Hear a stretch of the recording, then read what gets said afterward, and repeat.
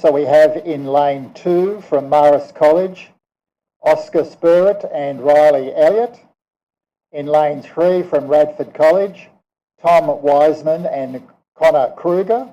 In lane 4 from Canberra, Ben Hayward and Campbell Milne. In lane 5 from Radford College, Charlie Knight and Alexander Tailby.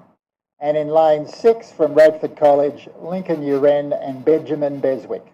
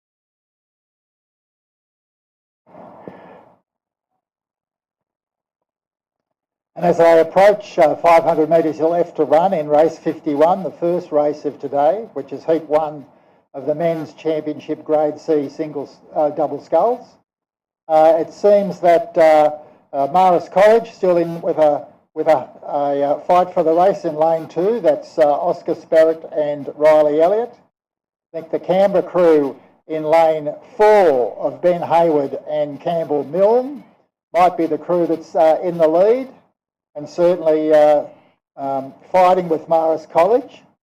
And then just probably a little bit behind those are the 2 Radford crews over in lanes 5 and lane 6. So that's the Charlie Knight and Alexander Tailby crew in lane 5 and the Lincoln Uren and Benjamin Beswick crew in lane 6.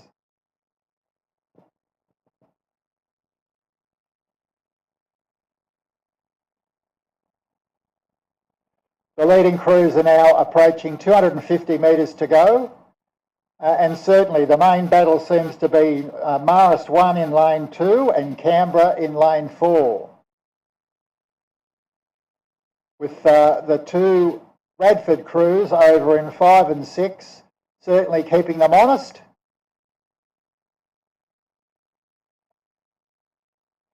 Looks to me that the Marist crew would be a schoolboy crew, whereas I think they're more mature rowers in Canberra, Hayward and Milne.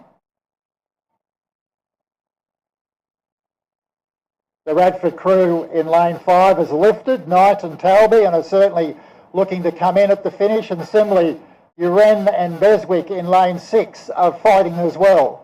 It's going to be a fairly close finish here for those three positions to graduate through.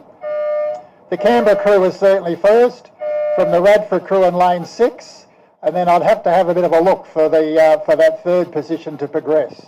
But I certainly have the Canberra crew in lane 4, Hayward and Milne taking out that heat. From the Radford College crew of Uren and Beswick.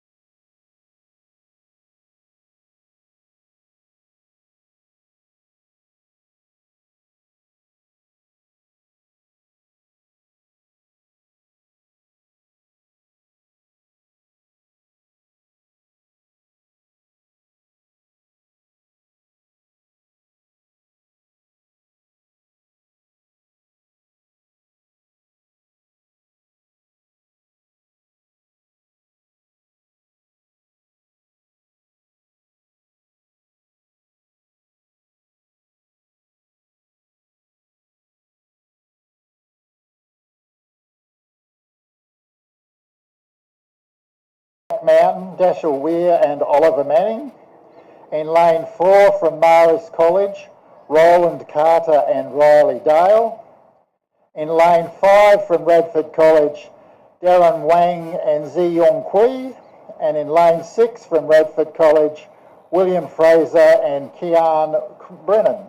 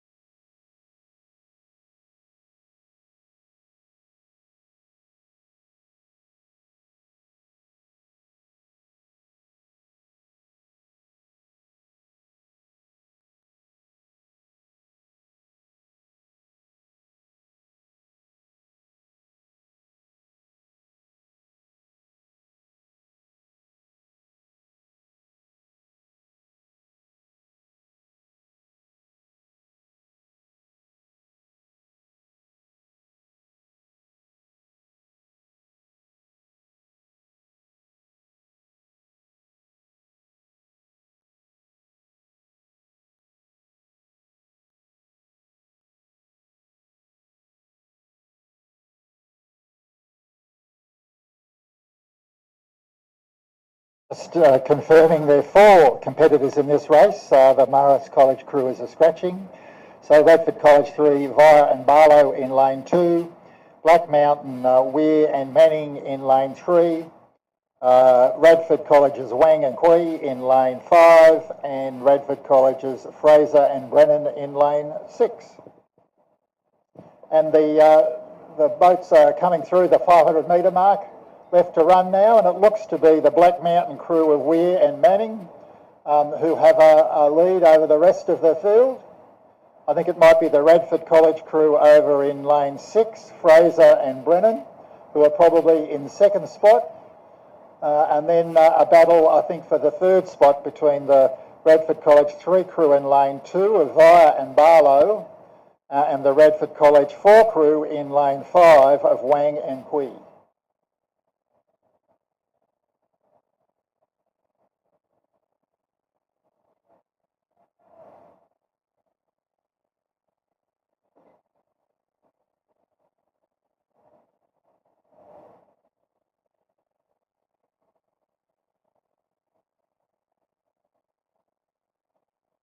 Oliver Manning and Dashiell Weir sculling quite comfortably in the lead here in this second heat and into the last 250 metres. Probably a couple of boat lengths lead over, I think, the Radford College crew in lane 6 of Fraser and Brennan. And then I think it's probably the Radford College crew in the middle of the field in lane 5 of Wang and Kui that are in third, from the Radford College crew in lane 2 of Via and Barlow.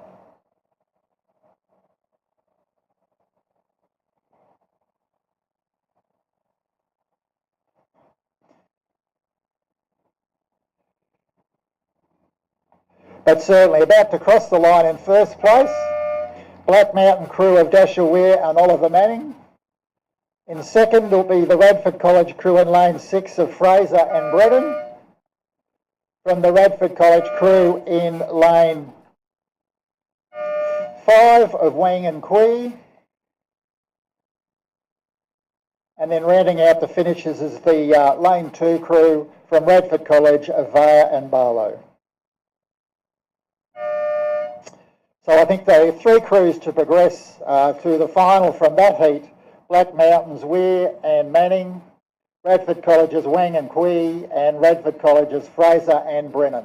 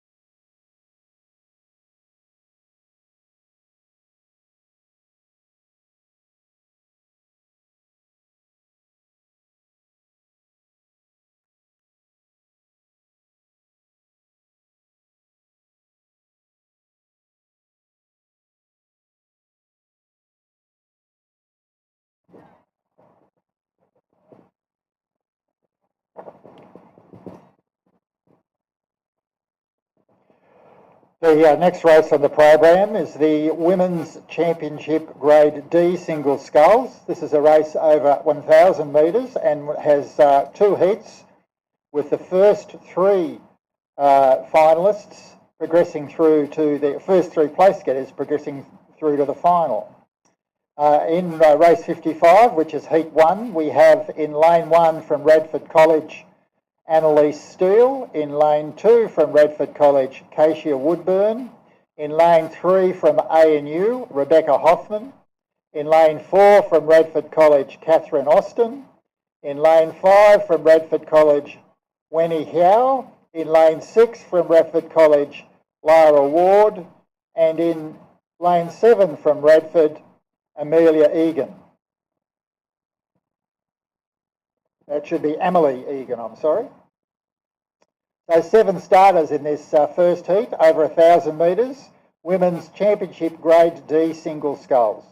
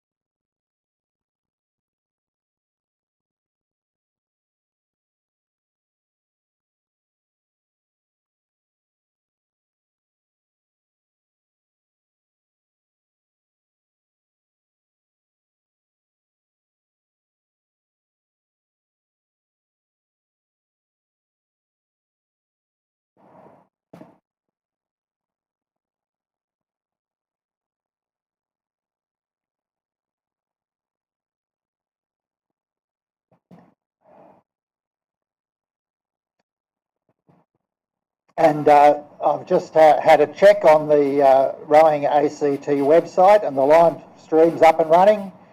We've got a view there of the competitors sitting waiting for the start in race 55, the Women's Championship Grade D single sculls, 1,000 metre heat 1, 2 heats in this event, as I said earlier.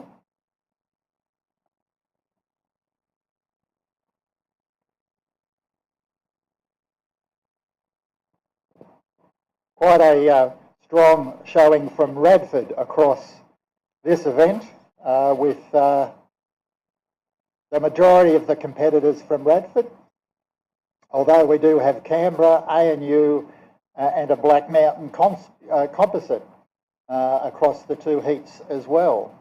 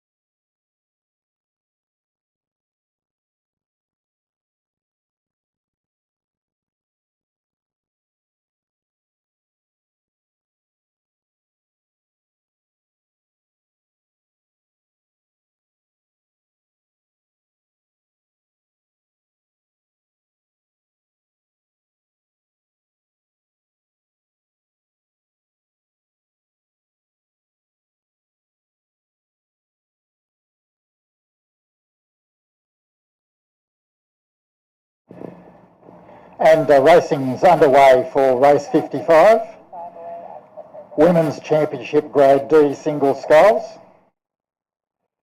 In lane 1, Radford College, Annalise Steele. In lane 2, from Radford College, Cutchill Woodburn. In lane 3, from ANU, Rebecca Hoffman. In lane 4, from Radford College, Catherine Austin. In lane 5, from Radford, Wenny Howell. In lane 6, from Radford, Lara Ward. And in lane 7, from Radford, Emily Egan. And a number of the Radford College scullers are in the screenshot at the moment on the screens, coming down the course, having a bit of a look. I suspect that these Grade D scullers are probably into their second year or third year of sculling, probably year 8s or year 9s. And I suggest all of these Radford girls in the same squad would have been training together all year in big boats and little boats.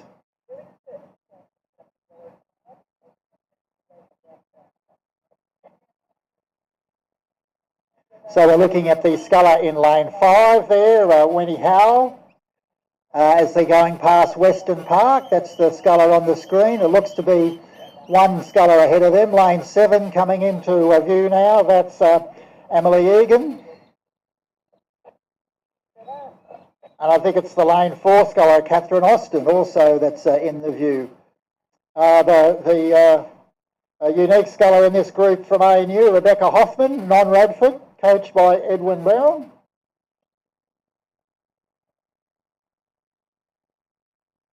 And these crews are through, coming up to the 500 metre to run mark now.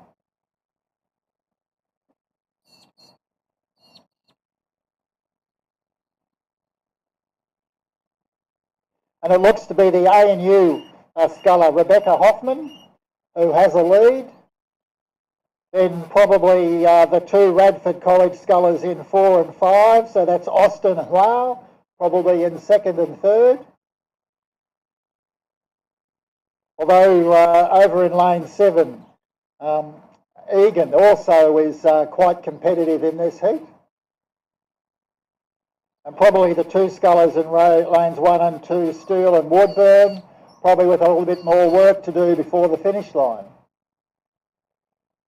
The leading scullers now are coming down towards the red boys, which is 250 metres left to run.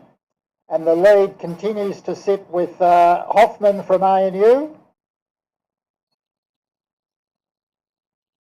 Second, I think, is Austin from Radford. And I think over in lane 7, we have Egan from Radford as well, probably fighting with Austin for that 2nd and 3rd position.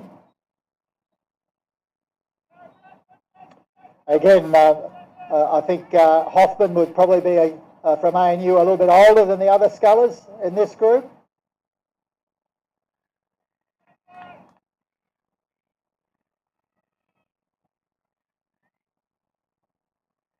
So about 150 metres left to run now for Rebecca Hoffman from ANU, who's comfortably leading Heat 1 of the Women's Championship Grade D single sculls. I think Austin in lane 4 is probably got 2nd, although being pushed by Egan in lane 5. And Rebecca Hoffman crosses the line there.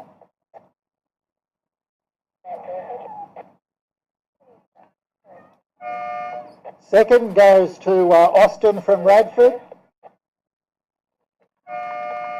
Third is Egan from Radford. Big 4 is Lau from Radford. And I think Ward from Radford comes out 5 in 5th.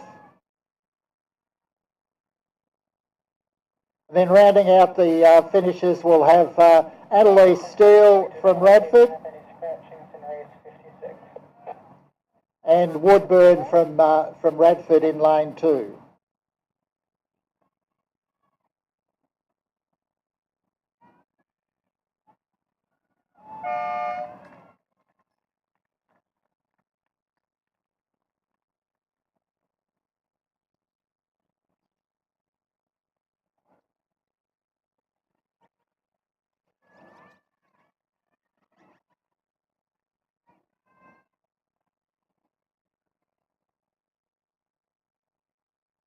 and Kasia Woodburn crossing the line there to round out the finishes in that Women's Championship Grade D single scull Heat 1. And certainly from my vantage point, the three that will progress through to the final are Rebecca Hoffman from ANU, Catherine Austin from Radford College, and Emily Egan from Radford College as well.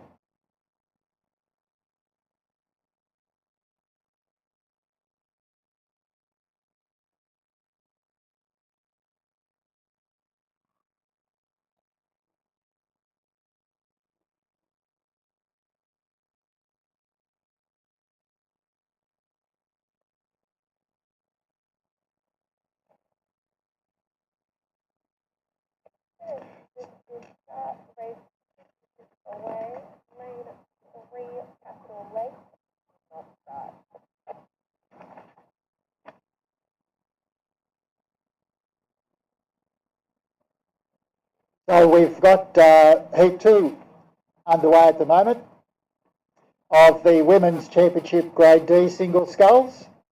Heat 2 with the first three in this heat as well, progressing through to the final. We have from Radford College, Sarah Thompson in lane 1.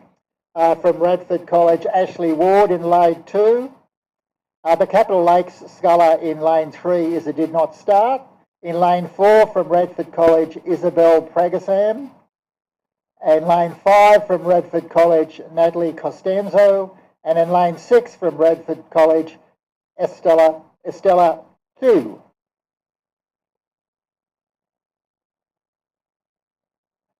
And I think the camera is currently focused on the lane 5 sculler, which is Natalie Costanzo.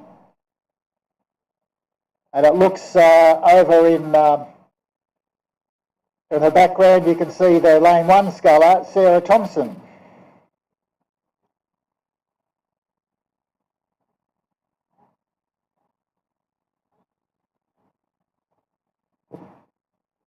And it does look to be a bit of a battle between lane 1 and lane 5 at this stage.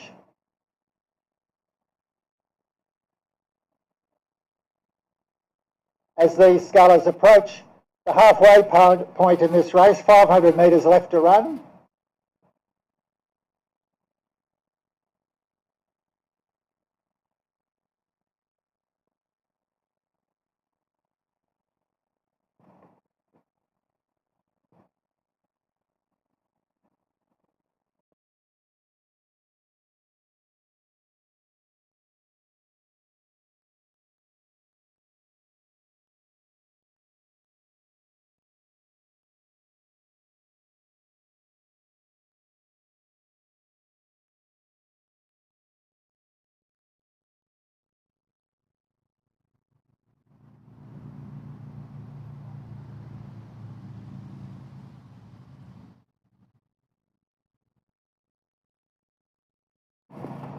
As we progress down towards the red boys now, I think the slight advantage might be the lane 1 sculler of Thompson.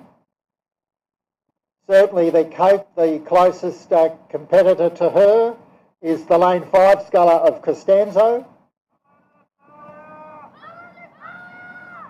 Some strong sport for Natalia from here at the finish line.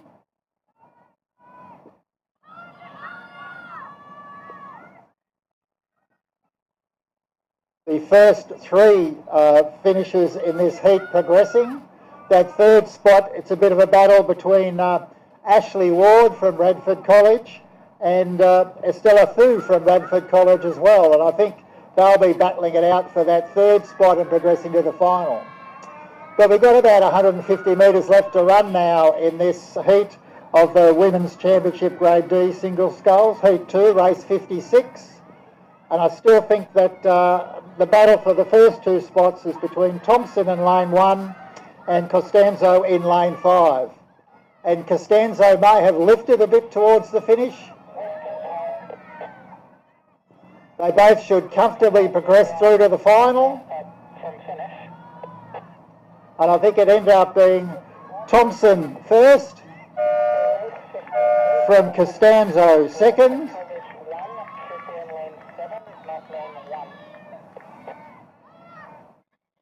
Quite a battle here for second for third I should say, between lanes 3 and lane 7. I think lane 2 I should say just has it, I think. So that's Ward over Few. And rounding out the finishes will be the lane 4 sculler, Bragazan.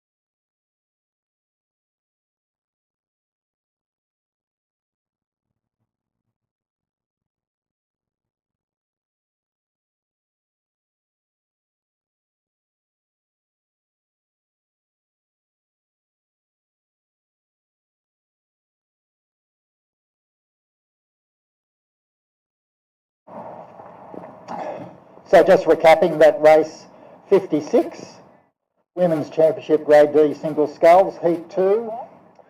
The crews that are progressing, Thompson from Radford, Costanzo from Radford, and Ward from Radford are the 3 crews that will progress through to the final.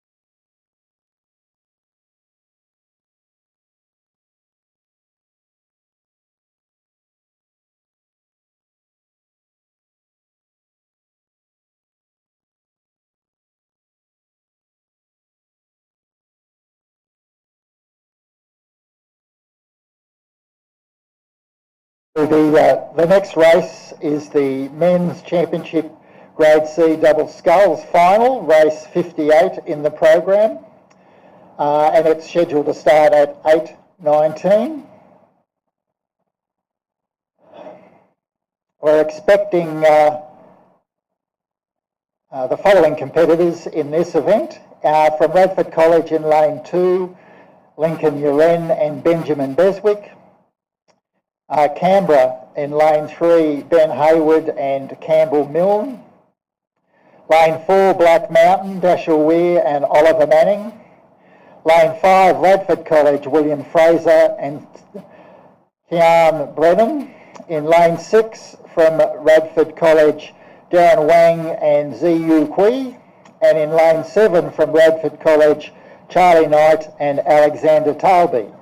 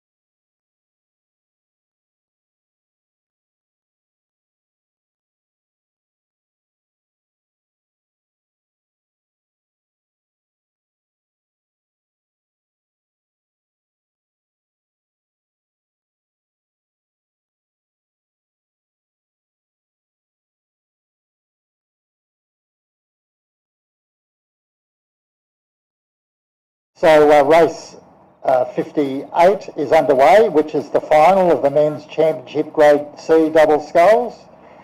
The starters advised that the boats are as per the program, which sees Radford College Lane 2, Uren and Beswick. Canberra Lane 3, Hayward and Milne. Black Mountain Lane 4, Weir and Manning. Lane 5, Radford College, Fraser and Brennan. Lane 6, Radford College, Wang and Hui. And in Lane 7 is the crew from Radford, Knight and Talby. I understand they have a Lane 1 bow number on, but they're in Lane 7.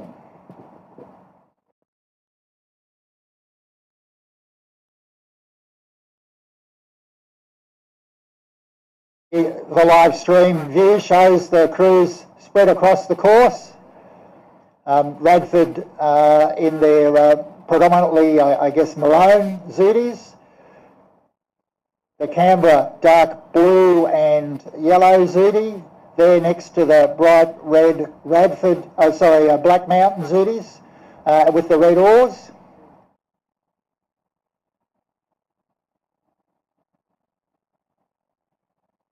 Crews coming through about the 1500 metre mark now.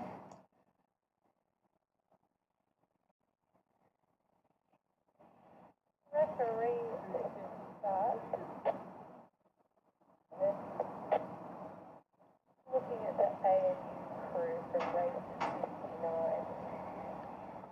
definitely does not match the name written down on my drawers. And we have to have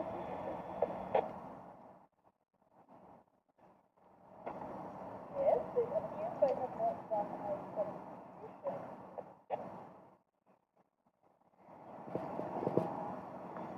My drawers have 6th grade Rebecca Hoffman. I have 6th grade and Elizabeth Blower in the boat.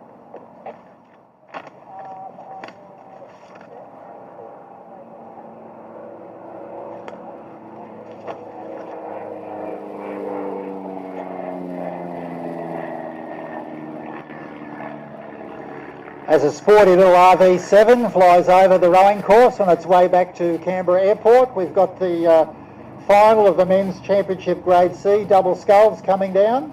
The boats are passed through the 1,000 metre mark, and on the screen you can see the Canberra Rowing Club crew of Hayward and Milne, and sitting outside them is the Radford College crew of Uren and Beswick. In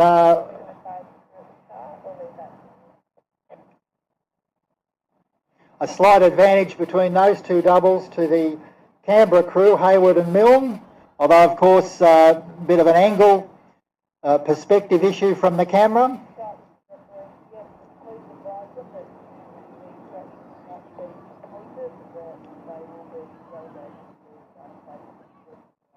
And certainly competing with them are the crew from Radford College. It looks to be the crew of Knight and Talby in lane 7.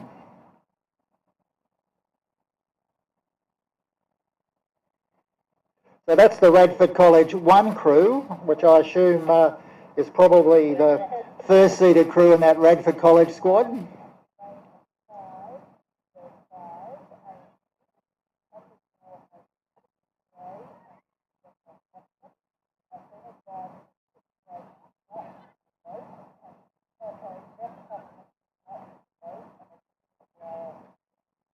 So the leading crews are now coming down to the 250 metres to run.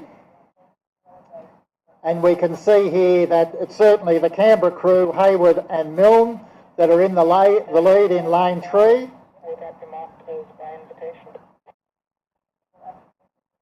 Then probably 3 boats vying for second and third spot. The lane 1 crew from Radford of Uren and Beswick. The lane 4 crew from Black Mountain of Weir and Manning. And over in lane 7, the Radford crew of Knight and Talby. Race 59, lane 5. Certainly a tight race here in this final of the Men's Championship Grade C double sculls. About 150 metres left to run now. The Canberra crew of Hayward and Milne continue to hold a couple of boat lengths lead.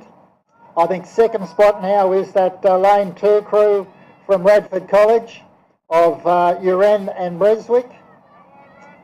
And then a battle between Redford over in lane 7 and Black Mountain in lane 4. I think, and there's Canberra crossing the line in first, Radford lane 2 second.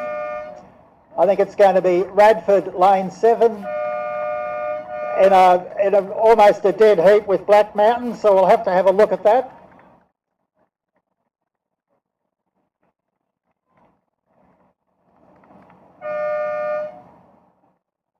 And I think it's the lane 6 crew from Radford that rounds out the finishes there. I'll have to defer to the officials for the places in that exciting Men's Championship Grade C double scull final.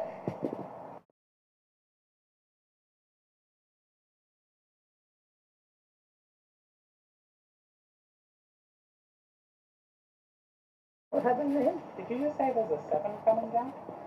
Yeah. One to come. There shouldn't be a 7 coming down. Lane 1 was our lane 7. Well, then who's that? Is it 6? 6. It's Radford. Is it 6? It's 6. Definitely 6. Yeah. Oh, my apologies. It's that. Yeah. No, terrible colour.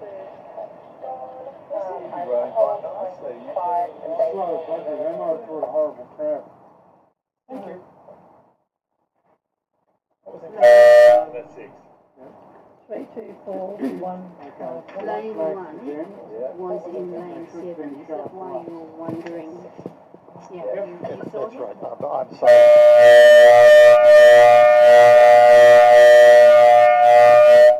And I've just checked with the officials for that exciting men's championship Grade C double sculls, and the win did indeed go to Canberra's Ben Hayward and Campbell Milne. So they are the champions for the ACT for 2025. Second was the Radford College crew of Uren and Breswick, and third was the Black Mountain crew of Weir and Manning. Fourth then being the Radford College crew of Knight and Talby. So quite an exciting finish in that race, the men's championship Grade C double sculls.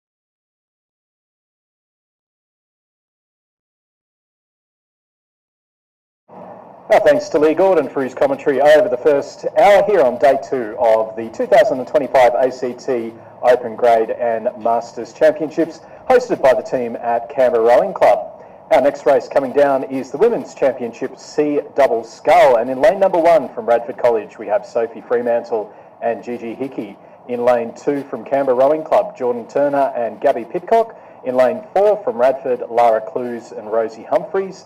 Lane 5 from ANU, Pip Gray and Rebecca Hoffman, coached by Edwin Behan and Nigel Harding.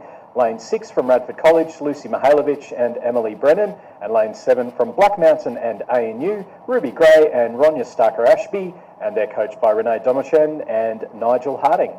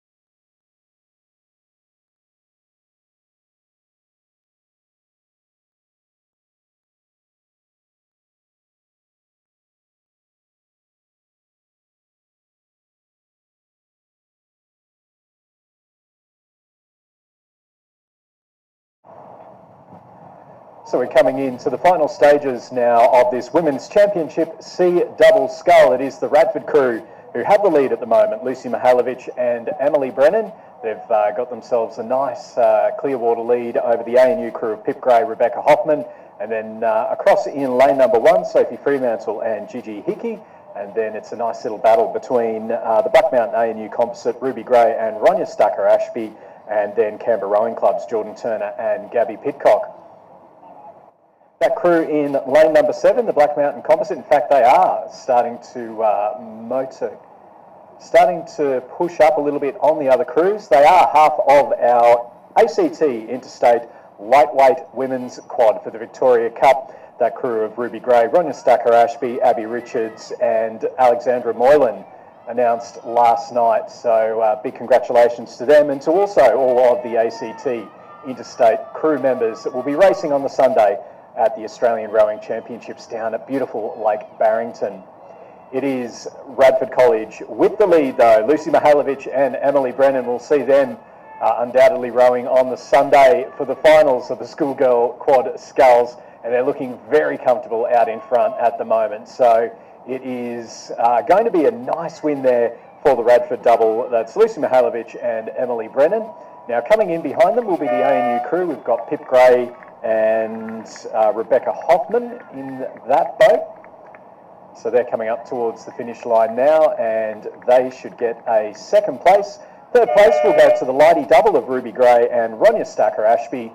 So they'll go through and take the bronze ahead of Sophie Fremantle and Gigi Hickey from Radford College, who in turn finish ahead of Jordan Turner and Gabby Pitcock. The crew of Lara Clues and Rosie Humphreys in lane 4. Looks like they had some steering issues as they were coming in towards the halfway point, so they have gone off the course, unfortunately. So hopefully nothing too serious with that boat.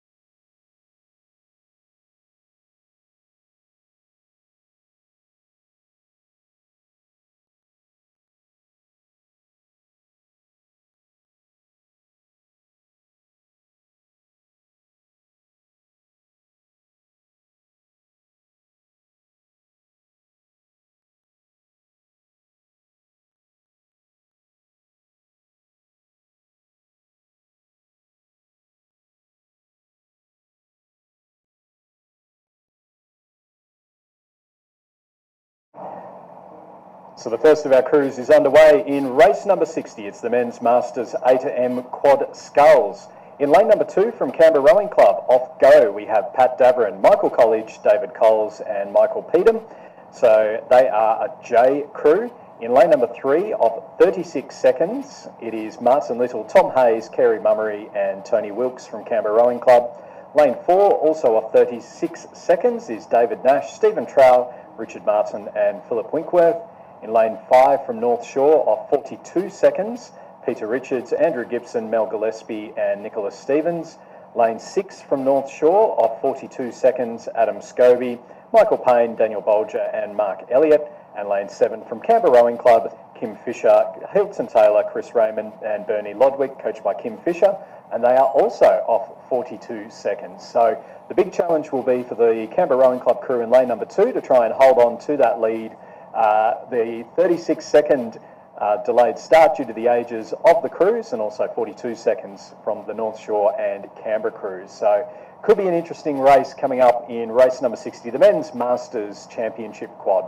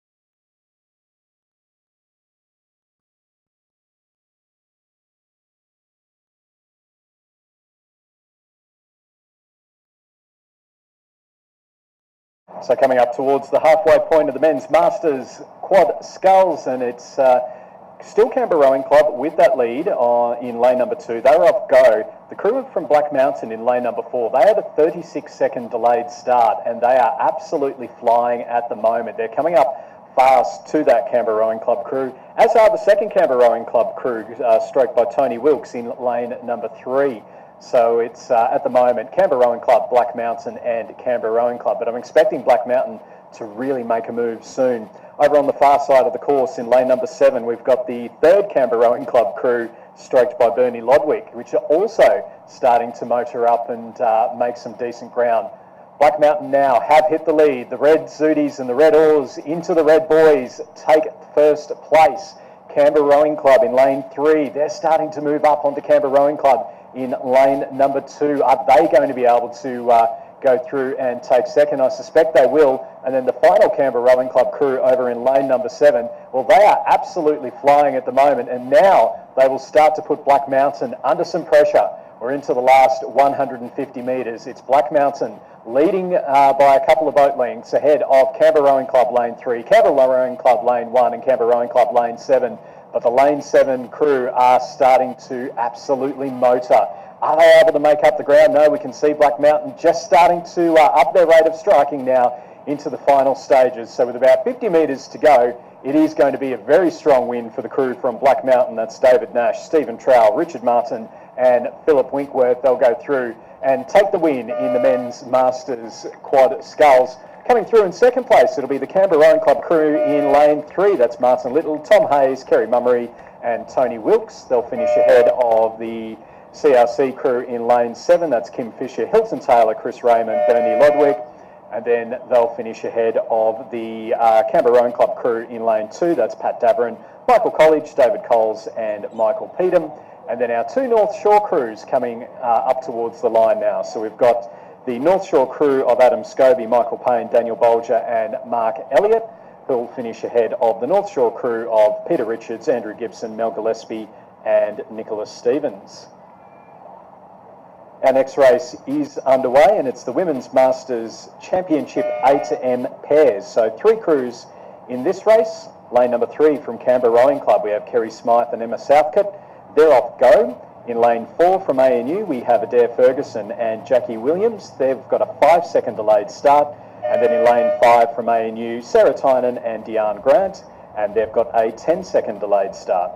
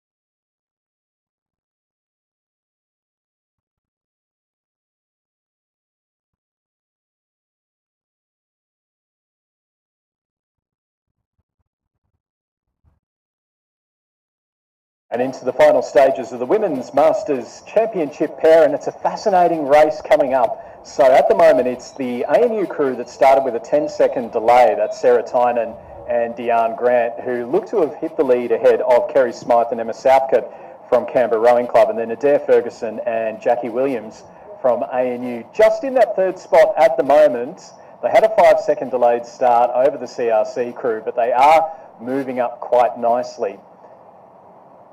So the experience here of Grant and Tynan out in front in the Masters Championship pair, and then CRC sitting in second place. They're about a boat length ahead of what looks to be a faster finishing crew from ANU in Adair Ferguson and Jackie Williams.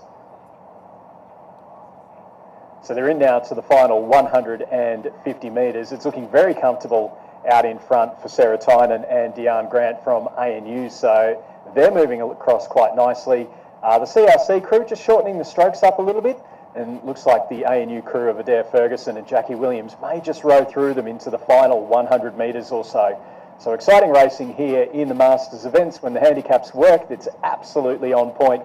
But no doubt about our winners though, Sarah Tynan and Deanne Grant, with a couple of big strokes left to go. They will take out the Women's Masters Championship pairs. Going through in second place, just got through right at the end there, will be the crew of Adair Ferguson and Jackie Williams to make it an ANU Quinella, with Emma Southcott and Kerry Smythe from Canberra Rowing Club finishing in third.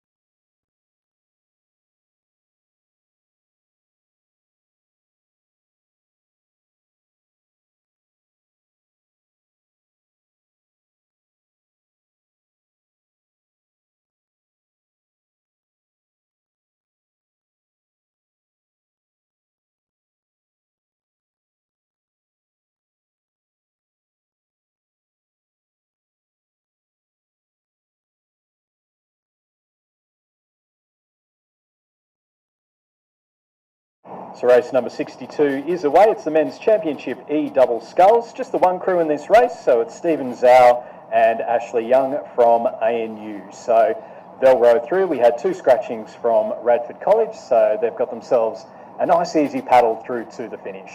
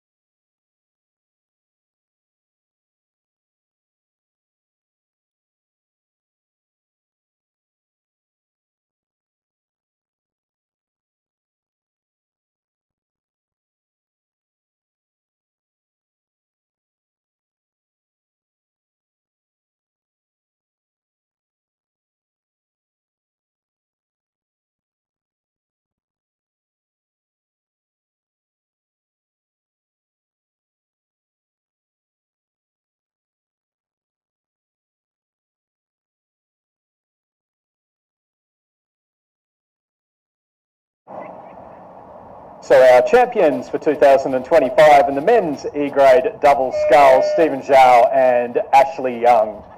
As Ash punches the air in absolute delight, he's got 2 ACT championships now in 2 races.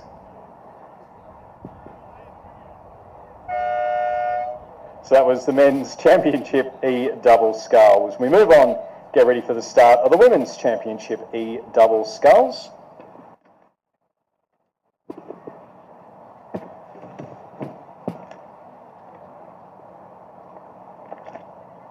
So we've got 6 crews in this race, and they will be starting shortly. So just a couple of minutes to the start of the Women's Championship E double sculls.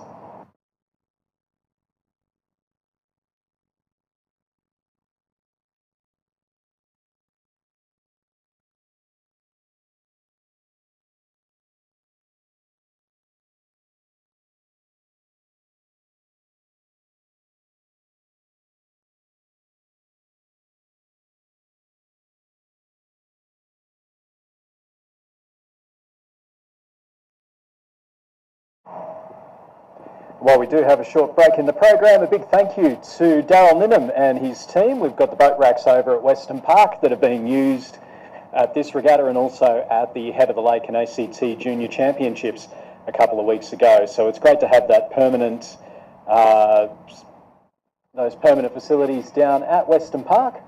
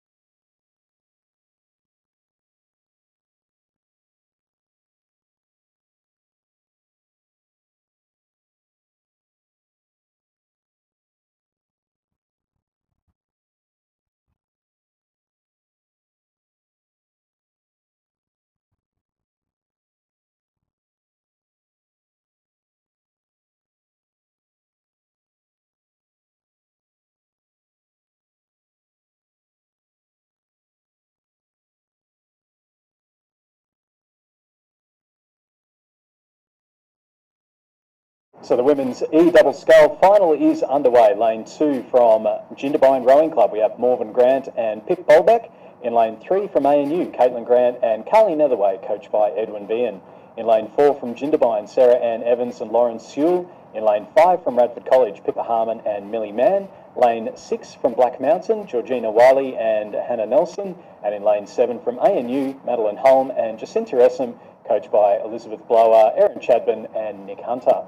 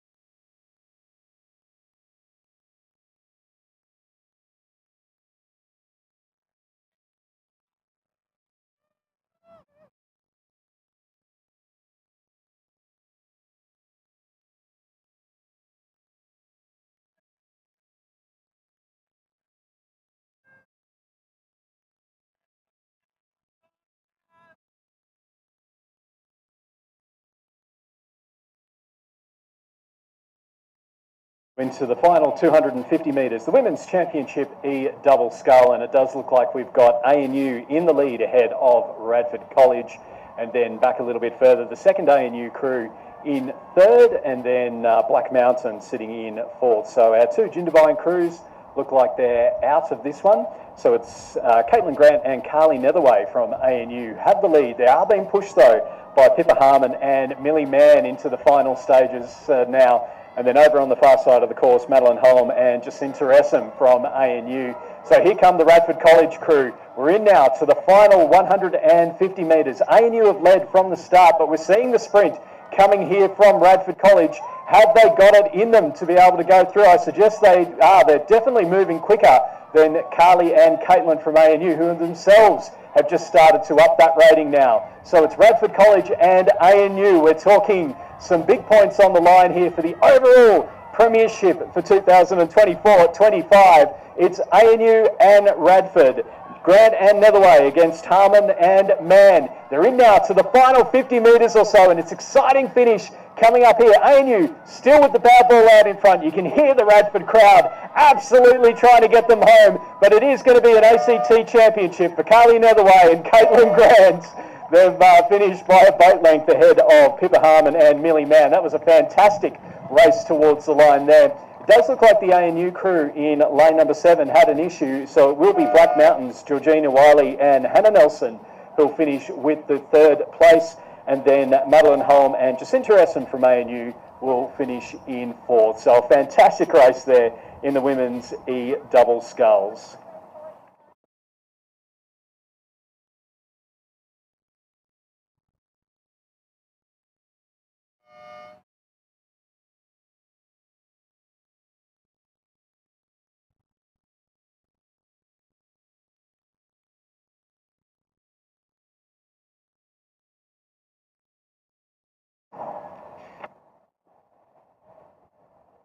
And as we wait for the start of our next race, mentioned earlier about the women's lightweight quad, and the ACT team has been named for the Australian Rowing Championships, and there are some fantastic names in there. So the men's youth 8s for the ACT Interstate are Jesse Rosen, Darcy James, James Robson, Max McAlpine, Dylan Outram, Cameron Schmidt, Harrison Brathwaite, Benjamin Haywood, and their coxswain Moira Geraghty, coached by Mark Kwiatkowski and William Hatcher. The ACT men's lightweight 4 for the first time since 2019. Crew of Matthew Ricard, Oliver Manning, George Bowditch and Garvin Hayes, coached by Renee Domachen. The women's lightweight quad for the first time since 2021, ironically down at Lake Barrington. The crew of Alexandra Moylan, Ruby Gray, Ronya Stucker-Ashby and Abigail Richards, coached by Renee Domachen. And then the singles from ANU, Catherine Kahn in the women's singles for the Nell Slatter Trophy, and in the men's singles for the President's Cup, Hamish Harding. Catherine is coached by Nigel Harding and Hamish is coached by Tom Westgarth. So really looking forward to seeing the red, the blue, and the yellow, the blue, and the white of the ACT rowing on the final day of the Australian Rowing Championships.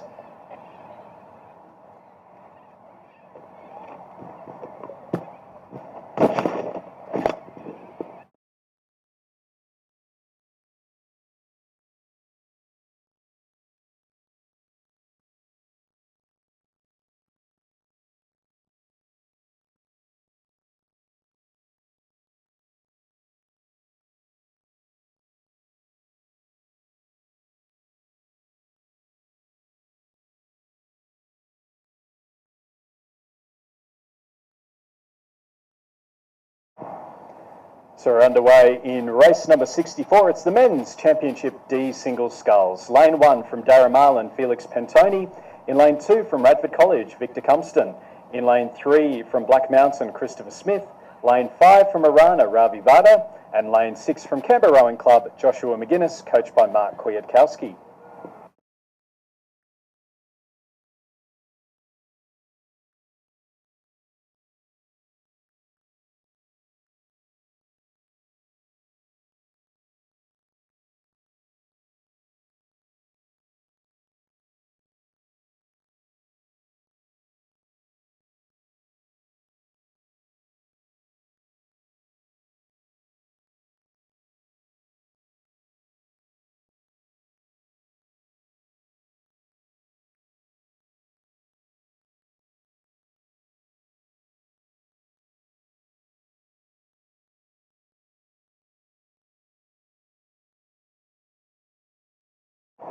So looking across the course as they come down towards the red boys, it is Victor Cumston from Radford College who has a narrow lead over Black Mountain's Christopher Smith and Darramarlin's Felix Pentoni, and then over towards the centre of the course, Ravi Vada and Joshua McGuinness. So not a lot to split these rowers as they're coming in now to the final stages, but it is still Radford College with that lead And the single sculls, absolutely anything can happen. We're seeing Ravi Vada from Arana just start to make his move a little bit. He's looking like might be getting up towards that third place, get into the minor placings. Felix Pentoni from Yarramundi still sitting in second place, though, ahead of Christopher Smith from Black Mountain. A lot of energy going into the strokes here from Victor Cumston from Radford College.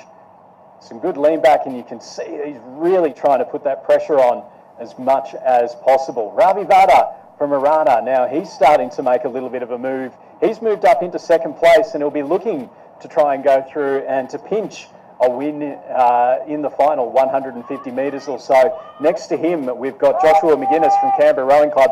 He's also started to make his move. So we're in now to the final 100 metres or so. It's still Victor Cumston from Radford College. He's held on to the lead from the start. He hasn't got far to go, but here comes Ravi Vada and Joshua McGuinness from Arana and Canberra Rowing Club. Are they going to be able to get him on the line? It's down to the last 50 metres or so. Again, the Radford crowd cheering their sculler home. He's only got a few strokes left to go. He's going to hold on, and it's going to be a win for Radford College. Victor Cumston taking the win over Ravi Vada from Arana, and then it looked like the Darramarlin sculler, Felix Pentoni, just over the top of Joshua McGuinness from Canberra Rowing Club. And then in behind them, we have the Black Mountain sculler, Christopher Smith, coming through in fifth. So a very close race there, but Victor Cumston from Radford College able to hold on and take the win in the men's championship D-grade single sculls.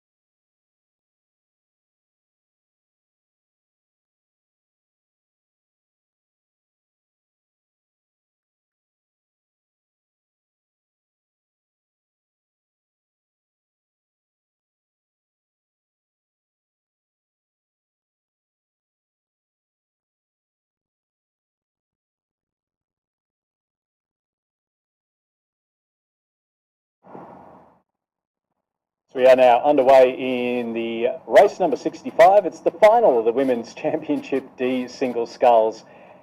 5 from Radford, 1 from ANU. Who's going to go through and take the win? So in lane number 2 from Radford College, we have Natalia Costanzo. In lane 3 from ANU, Rebecca Hoffman. Lane 5 from Radford College, Catherine Austin. Lane 6 from Radford College, Emily Egan, and lane 7 from Radford College, Ashley Ward. So we did have one sculler in lane number 4 who isn't racing in this one. So the 5 scullers, 4 from Radford College and 1 from ANU. So a fascinating finish coming up here in the women's D single sculls.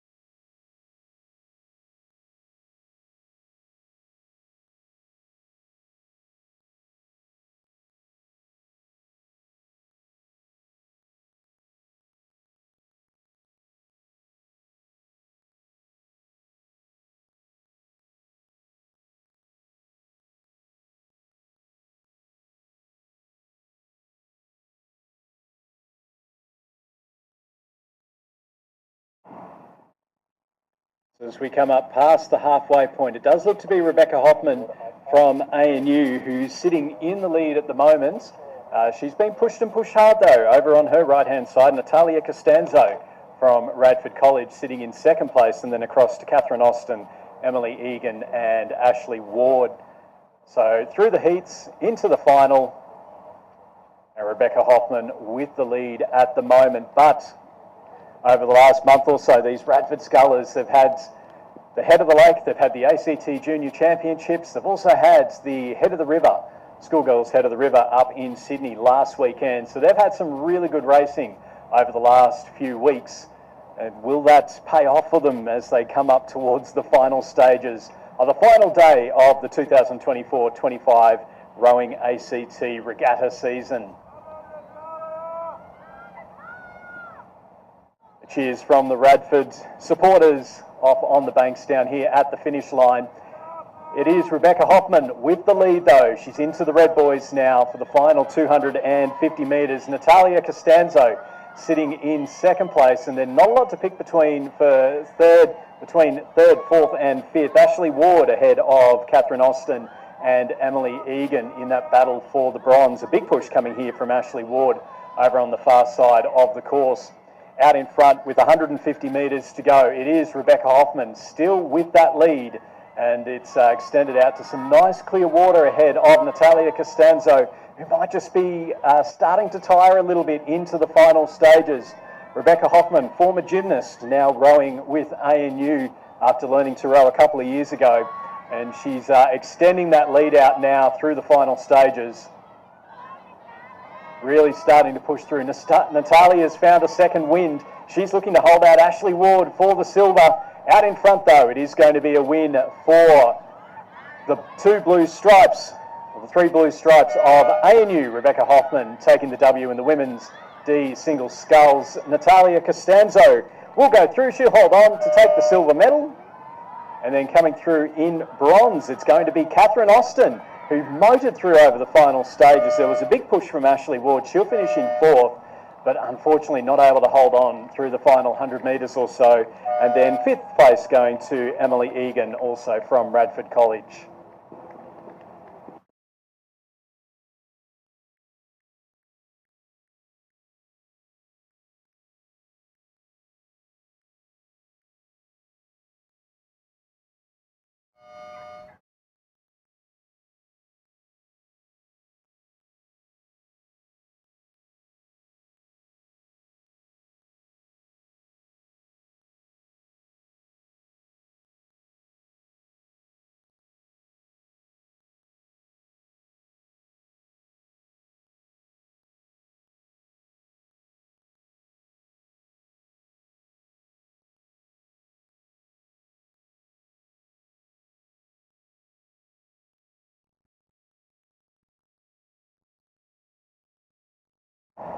We are underway for race number 66. It's the men's Masters Championship pair.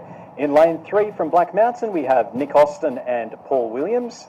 In lane 4 from Black Mountain, Stephen McGlynn and Ian Mongan. They have a 5-second delayed start.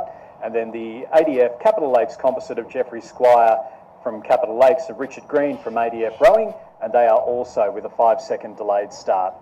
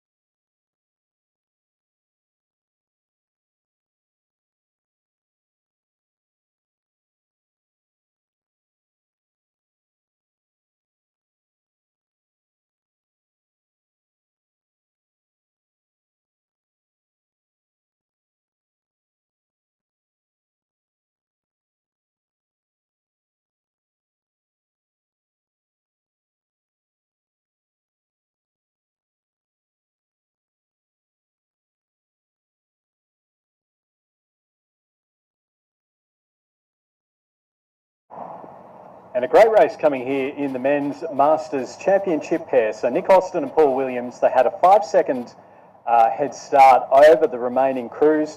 We're seeing a push come from Stephen McGlynn and Ian Mongan, who are in lane number 4, and then Jeffrey Squire and Richard Green just a little bit behind. So the sprint is on now from McGlynn and Mongan into the final 250 metres. Are they able to make up that ground over Nick Austin and Paul Williams? And we're just seeing there as they're coming in, the crew of McGlynn and Mongan just looking that little bit tidier at the moment, getting plenty of boat run as they come in to these final stages, and they now have moved ahead. So making a move, will it prove decisive? We've got about 200 metres or so left to go. Austin and Williams, they've started to push back. They've got their little sprint on, but it looks like it might just be a little bit too late on for those guys. And then back just over a boat length, Jeffrey Squire and Richard Green from Capital Lakes and ADF Rowing. So it looks like our order is pretty well settled. We're into the final 100 metres or so. It's been a fantastic row here from Stephen McGlynn and Ian Mongan from Black Mountain Rowing Club. They're looking very tidy at the moment. Some nice blade work in there, and getting plenty of boat run as they get down towards the finish, and they'll take the win in the men's Masters Championship pairs. Second place will go to Nick Austin and Paul Williams, with Jeffrey Squire and Richard Green from Capital Lakes and ADF Rowing respectively finishing in third.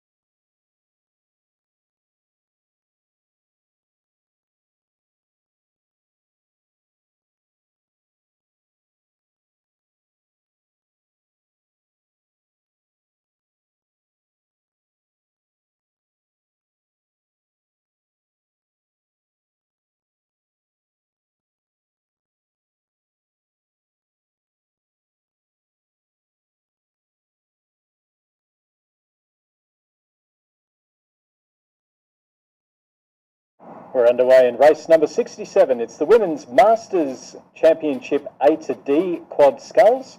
In lane number 3 from Black Mountain, Vicky Newman, Zoe Thomas, Mary Bonney and Kate Freebody. In lane 4 from ANU, Adair Ferguson, Sarah Tynan, Jackie Williams and Deanne Grant. And in lane 5 from Jindabyne, Pip Bolbeck, Morven Grant, Sarah Ann Evans and Lauren Sewell. So all of these crews off go. And then in our next race, which will be the E to M Quad Sculls, we also have all of our crews off go.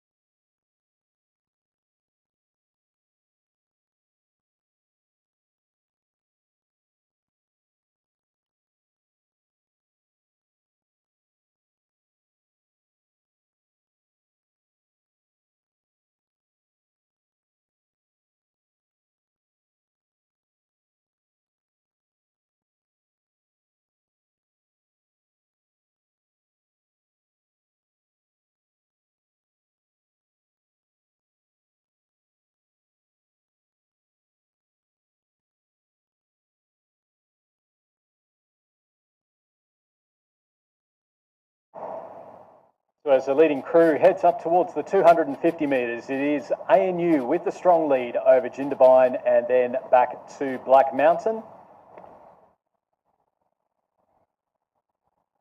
So this ANU quad of Adair Ferguson, Sarah Tynan, Jackie Williams and Deanne Grant. They're sitting comfortably out in the lead as they come up towards the Red Boys. It's quite a bit of clear water between themselves and Jindabyne in second place, and then Black Mountain in third, a little bit further back behind them.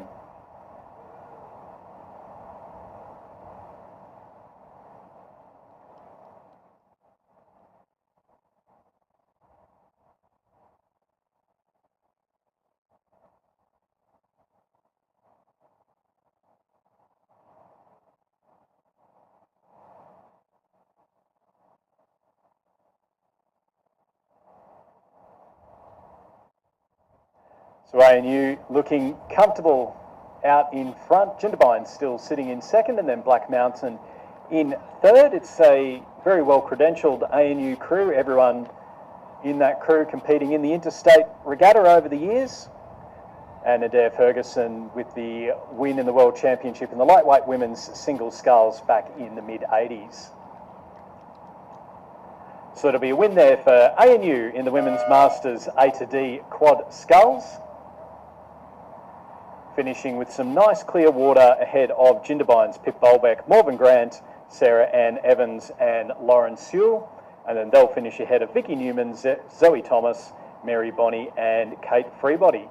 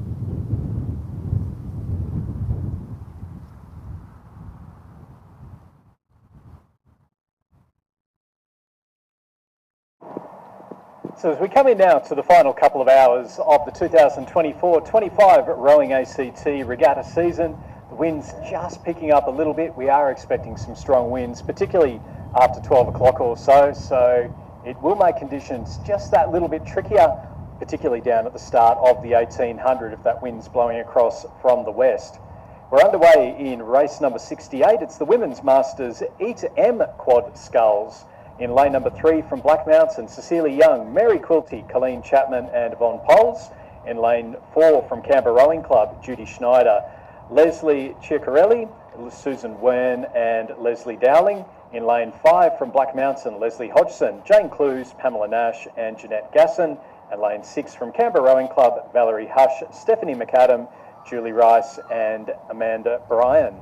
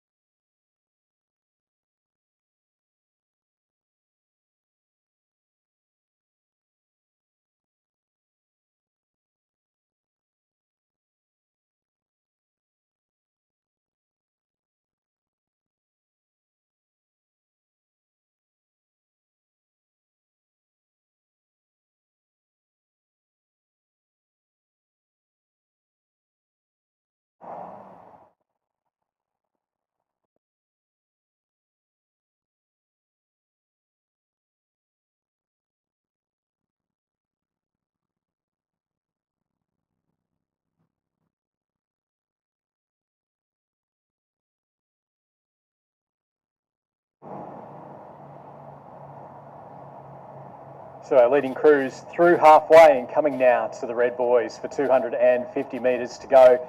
And it is Black Mountain leading Black Mountain, and then the two Canberra Rowing Club crews in third and fourth. So the Black Mountain crew in lane number 5, that's Hodgson, Clues, Nash and Gasson, who have the lead at the moment, and they're a few boat lengths ahead of the Black Mountain crew of Young, Quilty, Chapman and Poles.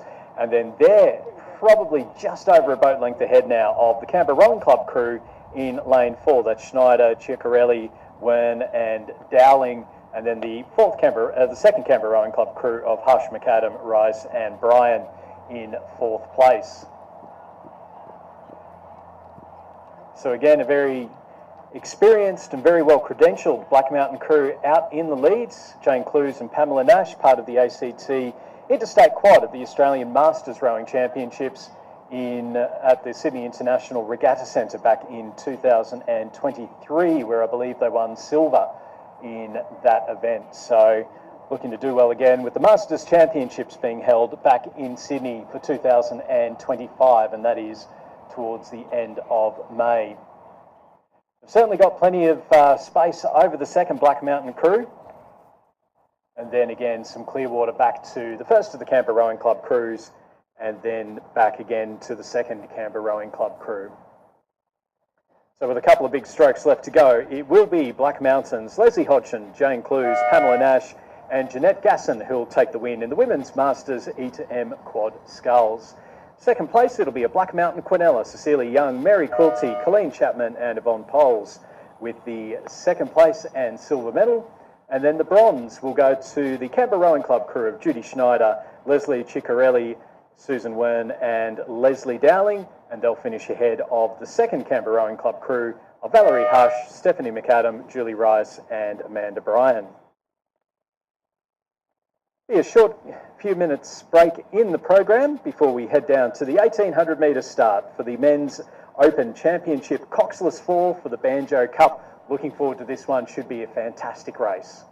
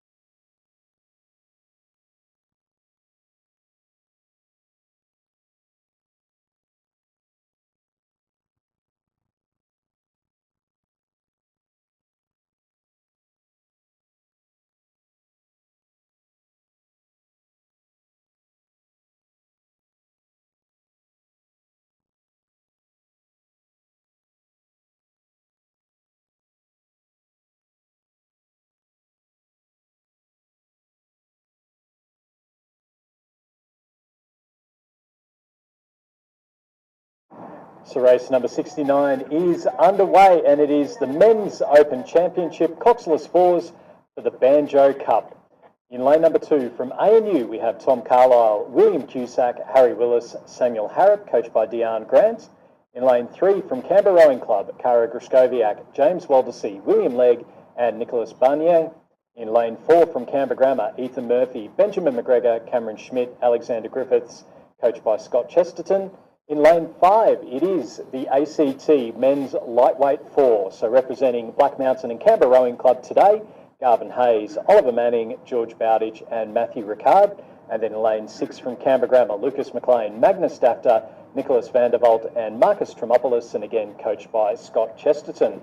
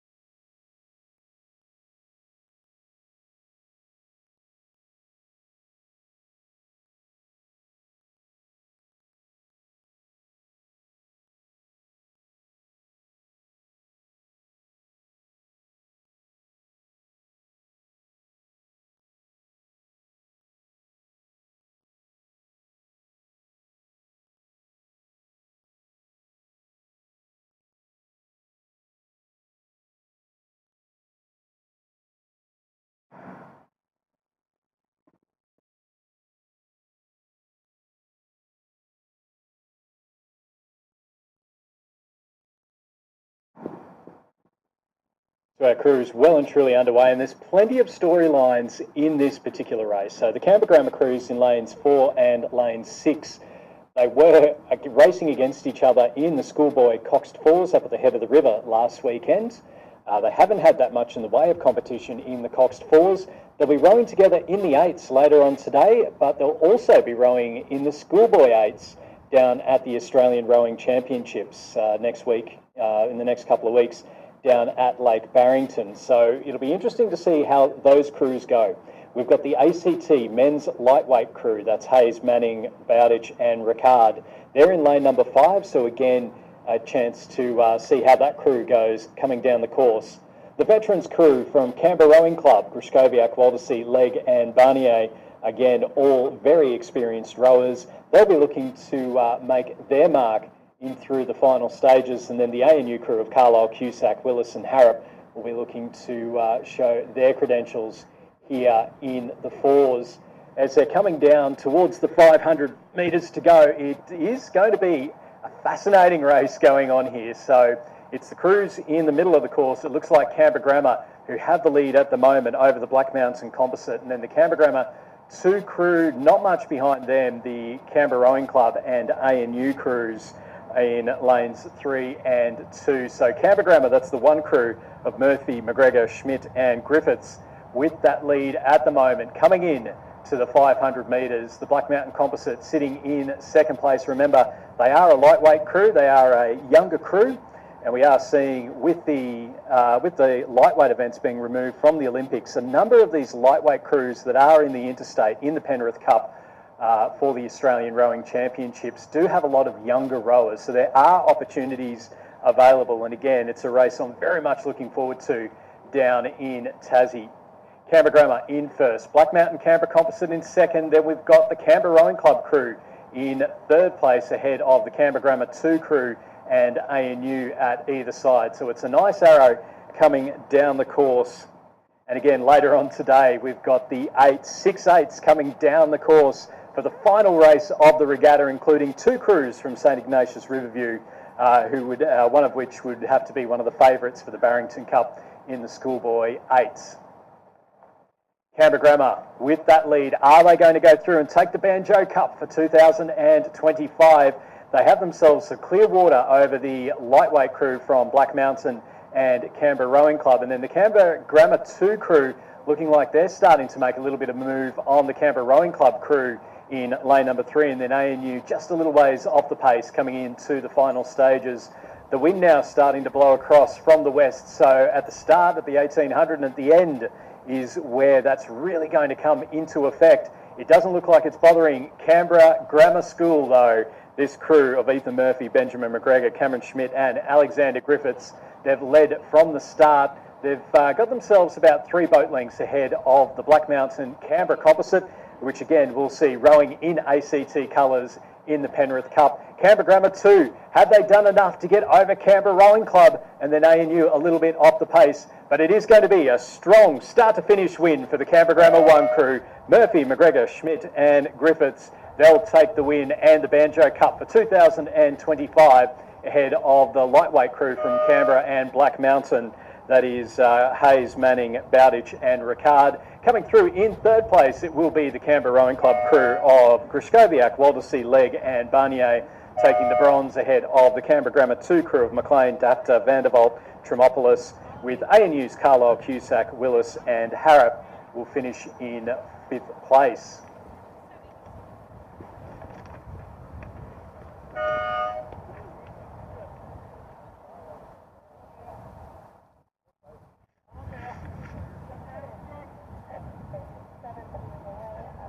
So a good race there in race number 69, the men's open coxless fours, as we move now back down to the 1800 start for the women's open championship double sculls. So lane 3 from ANU, we have Brooklyn Leslie and Talia Turnbull, coached by Nigel Harding.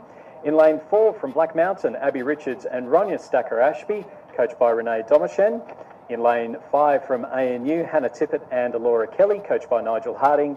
And lane 6 from ANU, Brianna Murray and Alexandra Moylan, again coached by Nigel Harding. And we talked about the lightweights in the men's. We saw that crew just coming down the course before. In this event, we've got 3 of our ACT lightweight women's quad scullers in Abby Richards and Ronya Stacker-Ashby from Black Mountain and Alexandra Moylan from ANU.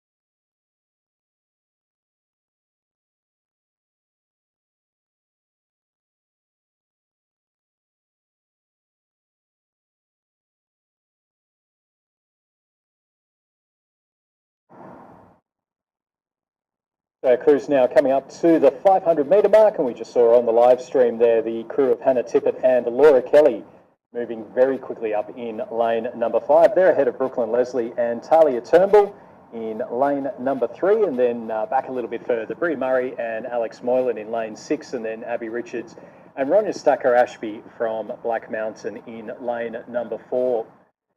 So the conditions a little bit tough at the moment for the lightweight crews as they are coming up towards the finish. It is a west-northwesterly, so there is that little bit of a head breeze that's making it a little bit trickier, and the importance of trying to be able to get that power down, keep that clean blade work as you come through. So it's ANU 1, 2 and 3 at the moment. It's just a matter of the order that they're in. The younger crew of Brooklyn Leslie and Talia Turnbull, they did quite well at the New South Wales Championships back in February in the under-21 doubles, and they went out really well at the start here, and looking like they may just be losing a little bit of momentum into the final 500 metres. It's giving Brie Murray and Alex Moylan the chance in lane number 6 to be able to move up potentially into second place. No doubt about our leaders, Hannah Tippett and Laura Kelly. Laura Kelly, ACT representative at Lake Barrington and also at Champion Lakes in the Youth 8s and also the Queen's Cup, and Hannah Tippett, a multiple representative for Tasmania in the lightweights and the opens as well. So this crew heading down to Barrington. I believe they'll be competing in the club women's double. So ACT have won that in the last couple of years. That was Catherine Kahn and Taylor Caudle taking the win at Champion Lakes back in 2023. Hannah Tippett and Laura Kelly leading out Brie Murray, Alex Moylan, who've now moved up into second place through that final 500 metres, and then back a little bit further to Brooklyn Leslie and Talia Turnbull and Abby Richards and Ronya Stacker-Ashby a bit further back in 4th. So it's going to be an ANU 1, 2 and 3, barring absolute disaster. Our leaders and our champions for 2025 will be the ANU crew of Hannah Tippett and Laura Kelly. They're coached by Nigel Harding, and confirmation of the buzzer as they take the win in the Women's Championship double scull. Second place will go to Brianna Murray and Alexandra Moylan, also coached by Nigel Harding. And then finishing a little bit further back will be the younger crew of Brooklyn Leslie and Talia Turnbull to make it an ANU trifecta, with the Black Mountain crew of Abby Richards and Ronya Stacker-Ashby, coached by Renee Domachen, and they'll finish in 4th place in lane number 4.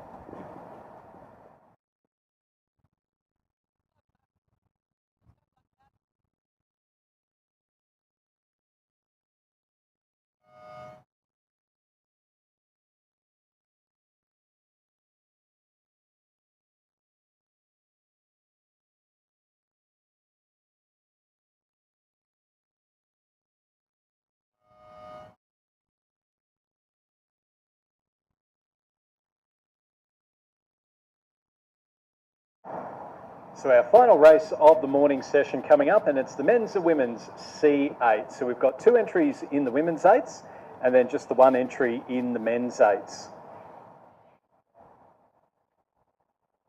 So again, conditions just a little bit tricky down at the 1800. So just getting the crews lined up. So North Shore in lane 5, ANU in lane 6 and a Canberra ADF composite in lane number 7.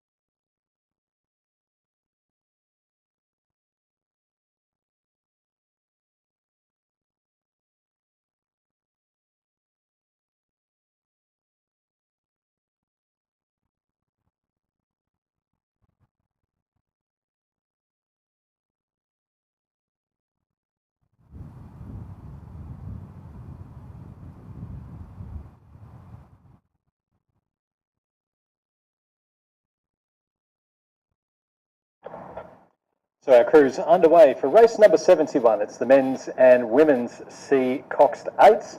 So there was supposed to be a handicap for the men's eights, a 30-second delayed start to try and keep them up level with the women's eights, but they have all gone off go. Those westerly, northwesterly conditions down towards the start line have made it so as that it was a little bit tricky to have them sit there and wait for an extra 30 seconds. So in lane number 5 from North Shore, we have Judy Turner, Sasha Tatrovsky, Sarah Dennis, Rebecca Talmalolo, Sharon Livingston, Bryony Short, Christina McCulloch, Elizabeth Buzo and Charlotte Tanner is their coxswain, coached by Justin Peters. In lane 6 from ANU, we have Carly Netherway, Caitlin Grant, Emma Galvin, Jacinta Essam, Madeline Holm, Darcy Warmerdam, Rebecca Hoffman, Elizabeth Blower and Drew Davison is their coxswain, coached by Edwin Bean, Sarah Connor and Nick Hunter. And lane 7 in the men's, we have a Canberra ADF composite of Sebastian Lang, Ewan Gregg, Ashley Carr, Nicholas Latimer, James Rigby, Eamon Burke, Sam Goldspring from ADF Rowing, Cam O'Neill, and then Jeffrey Fung. We can see there great views from the drone footage.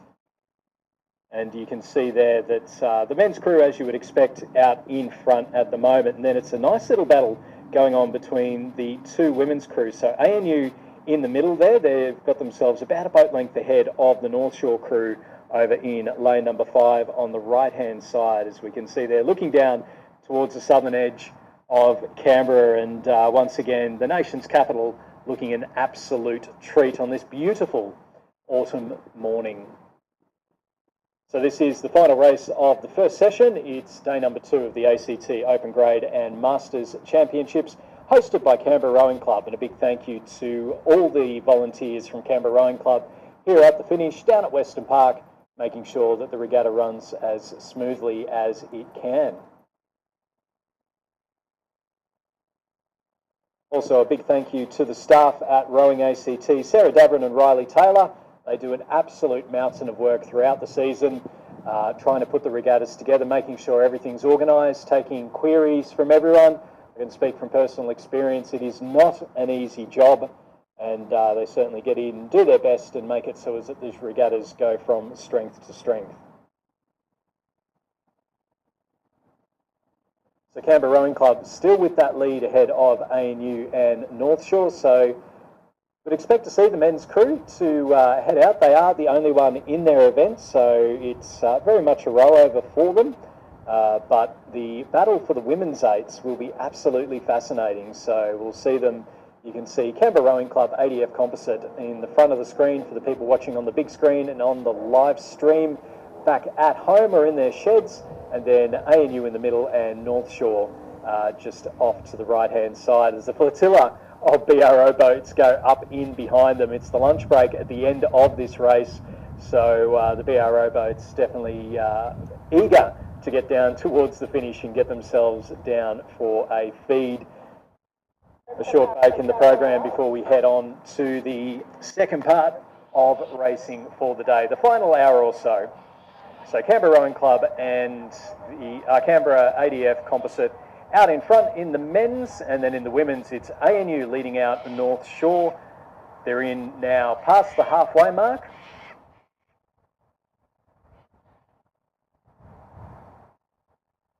And again, as we'd expect,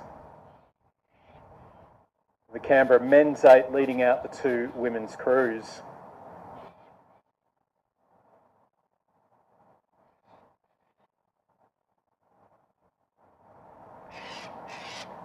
And just based on those Zooties, it might be an all Canberra crew, so there might have been a late substitution in there, but we'll wait on confirmation for that one.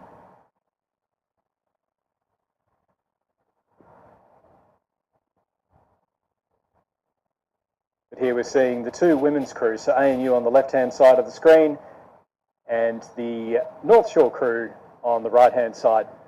Big shout out to the guys from North Shore who've come down for the regatta. They come down most years for the ACT Open Grade and Masters Championships, and it's always great to welcome them down here to the capital.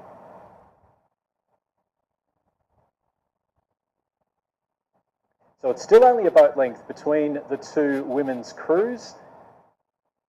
They've got about 750 metres or so left to go. The men's crew, as you'd expect, they are a little ways ahead. making the use of that extra strength as they go into the cross head breeze that's coming across now from the northwest. We'd expect to see a lot of this crew racing at the CRC Regatta, held in early April, and then also too the opportunity with the Australian Masters Rowing Championships in late May up at the Sydney International Regatta Centre.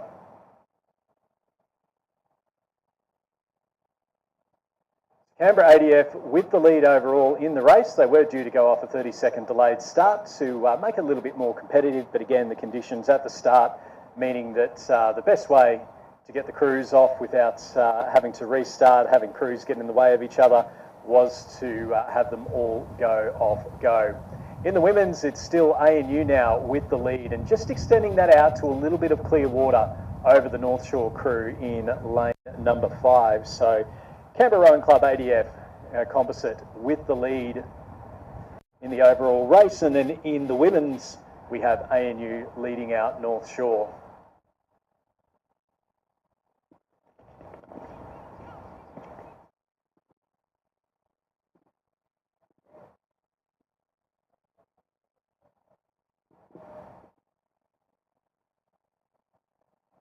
As we just watch now the Canberra ADF men's crew, they've got a couple of strokes left to go and then they'll hit the line and take the overall race win and take the men's C8 championships. And then in the women's crews we have ANU leading out the North Shore crew. So that Canberra ADF composite of Seb Lang, Ewan Gregg, Ashley Carr, Nicholas Latimer, James Rigby, Eamon Burke, Sam Goldspring, Kem O'Neill and Jeffrey Fung. And in the women's event, the ANU crew, again, just pulling out plenty of clear water now between them and the chasing North Shore crew. So ANU, Carly Netherway, Caitlin Grant, Emma Goulburn, Jacinta Essam, Madeline Holm, Darcy Warmerdam, Rebecca Hoffman, Liz Blower and Drew Davison as their coxswain. And then they're ahead of North Shore's Judy Tanner, Sasha Titowski, Sarah Dennis, Rebecca Talamalolo, Sharon Livingston, Bryony Short, Christina McCulloch, Elizabeth Bauzo and Charlotte Tanner, coached by Justin Peters. ANU just coming into the final stages now, and with a couple of big strokes left to go, they will take out the women's C Grade 8s for 2025. It's confirmation of the win in the women's event for ANU, with the silver medal going through to North Shore. Our next race will start at 10:15 with the Mixed Masters Championship doubles, so that's in just a tick over around 15 minutes time.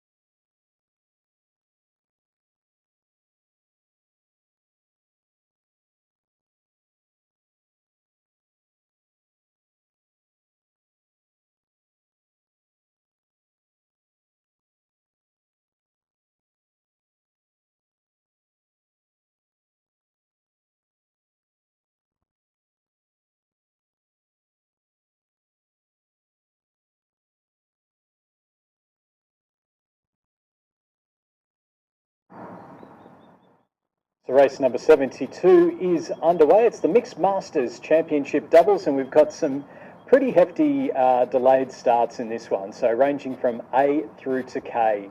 In lane number 1 from Canberra Rowing Club, off go are Jenny Corrie and John Simpson. In lane 2 from Canberra Rowing Club with a 53-second delayed start, Judy Walsh and Peter Laidlaw. In lane 3 from Canberra Rowing Club with a 63-second delayed start, Susan Lineker and Chris Raymond. In lane 4 from Jindabyne Rowing Club with a 77-second delayed start, we have Morven Grant and Andrew Walker. In lane 5 from Canberra Rowing Club with a 77-second delayed start, Martin Little and Emma Southcott.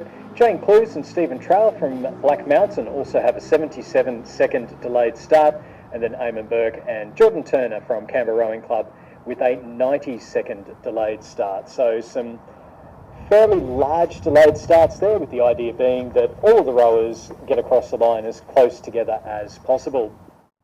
Now, you may have noticed that we've got the big screen down at Western Park and also the live streaming up on the Rowing ACT YouTube channel. And that is thank you to the ACT Government Industry Partnership Program, who's being able to support the live streaming, which is brought to you by the Canberra Grammar School Code Cadets. So a big thank you to the ACT Government Industry Partnership Program and also the CGS Code Cadets for their work in helping us get the rowing here in Canberra out to the wider rowing community.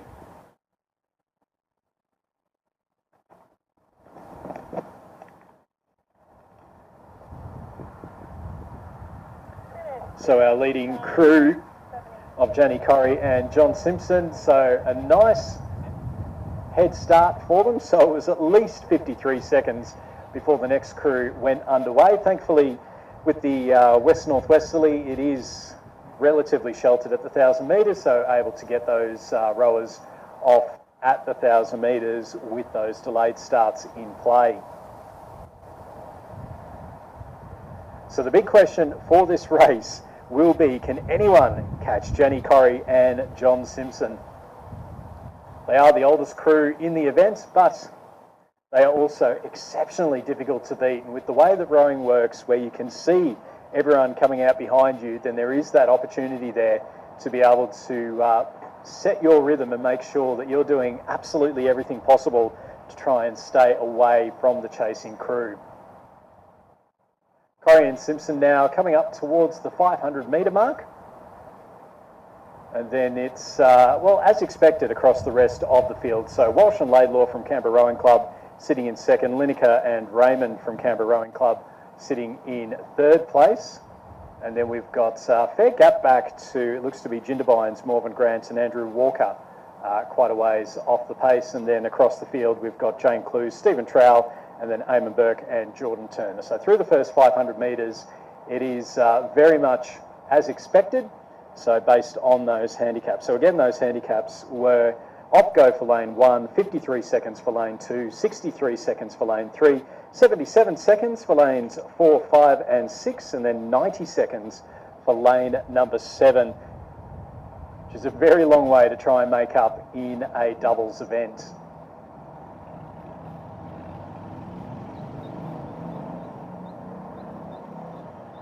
So it's still Corrie and Simpson, still with a nice clear water lead. It is being eaten into, as you'd expect. It's Lineker and Raymond who look to be moving up the fastest on them, so looking to try and get on up there. And then over in lane number 6, Black Mountain's Clues and Trowell, also a very fast-moving crew. And they're sitting in third, or coming up towards third place ahead of Walsh and Laidlaw. But our leading crew now of Corrie and Simpson are into the red boys. It's 250 metres left to go. And the big question is, how much can our other crews reel them in? Susan Lineker and Chris Raymond, they're the closest at the moment. And then over on the far side, the Black Mountain crew of Jane Clues and Stephen Trowell. They're 1, 2 and 3. It's just the order that they're going to finish in. The far side crews are the ones you would expect to move the quickest. But at the moment, it is Susan Lineker and Chris Raymond in lane number 3 who are starting to put their moves on and starting to move up just that little bit closer.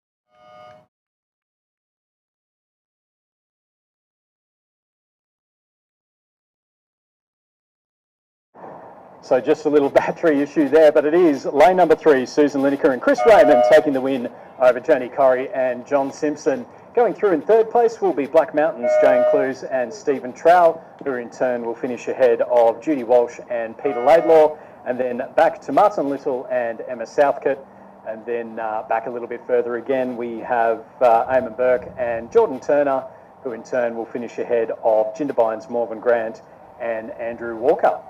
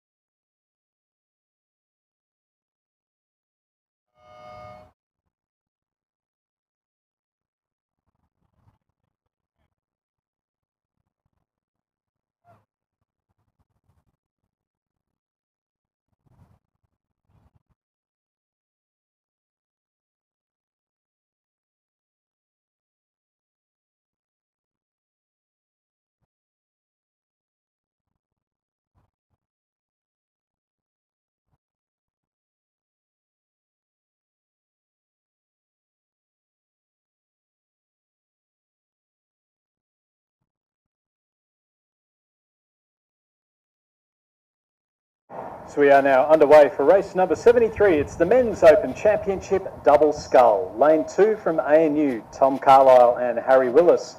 Lane 3 from Canberra Rowing Club, Angus Scott and Dylan Outram, coached by Mark Kwiatkowski. In lane 4 from ANU, William Cusack and Elliot Renson Gibb. Lane 5 from Black Mountain, George Bowditch and Matthew Ricard, coached by Renee Domachen.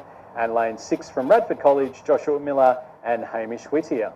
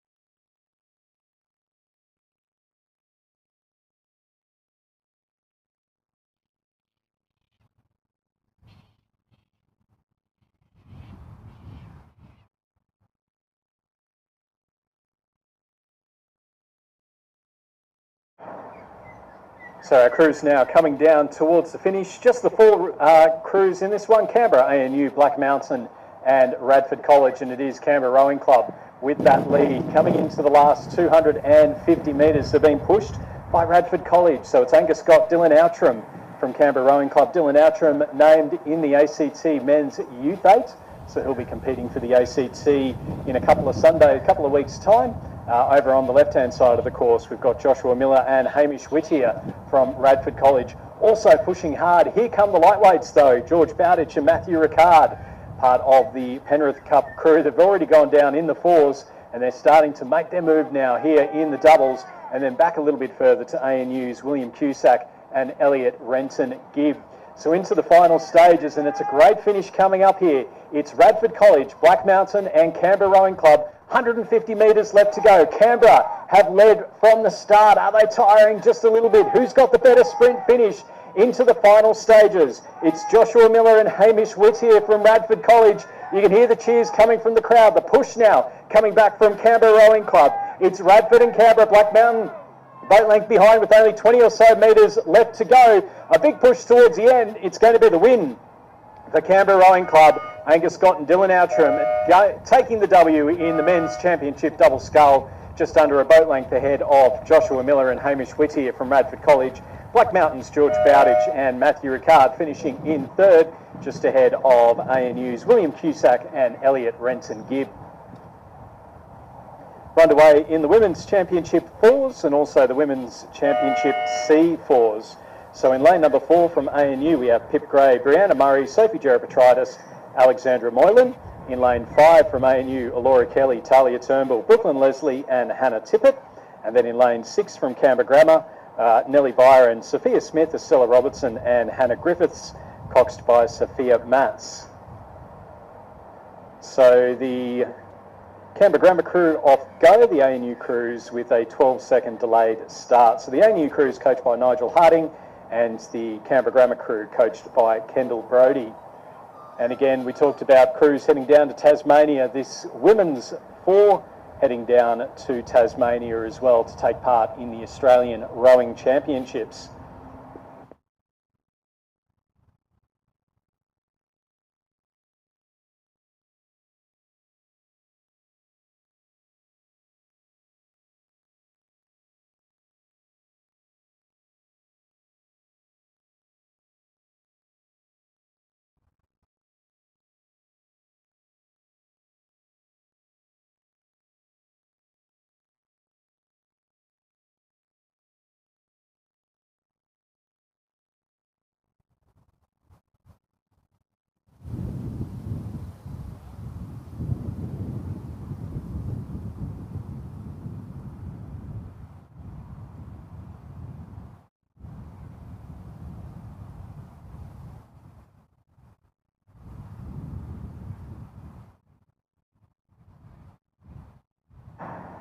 So in behind the women's 4s, we have the men's championship C-grade pairs, and it is going to be a row over for Canberra Rowing Club's Ashley Carr and Sebastian Lang. So they will be the pair that come down behind the women's 4s.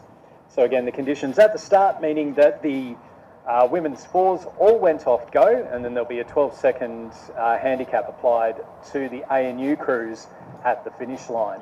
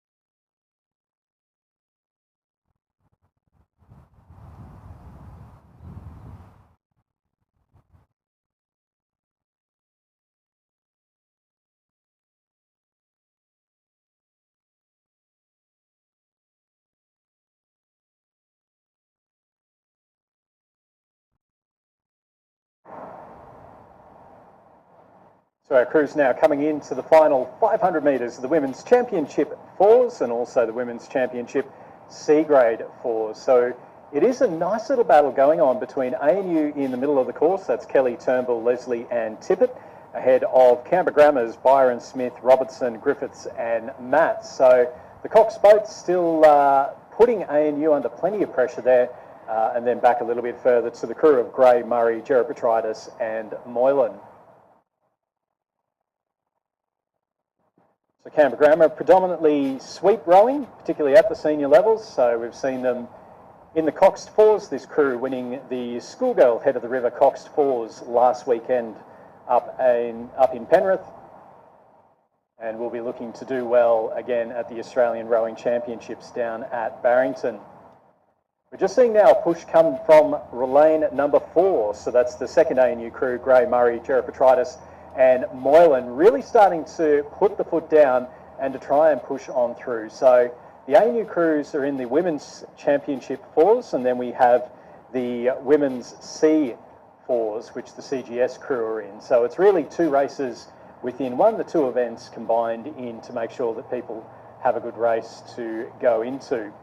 It's still that ANU crew in the middle though, who have the lead. They're not going to finish 12 seconds ahead of the CGS crew, but certainly they'll go through and take the win. So it'll be interesting to see in the final stages now, the last 150 metres or so, between ANU in lane number 4 and the Canberra Grammar crew in lane number 6 as to who's got the legs at the end there. It may just be the ANU crew without the extra weight of the coxswain that just had that little bit extra through the final stages.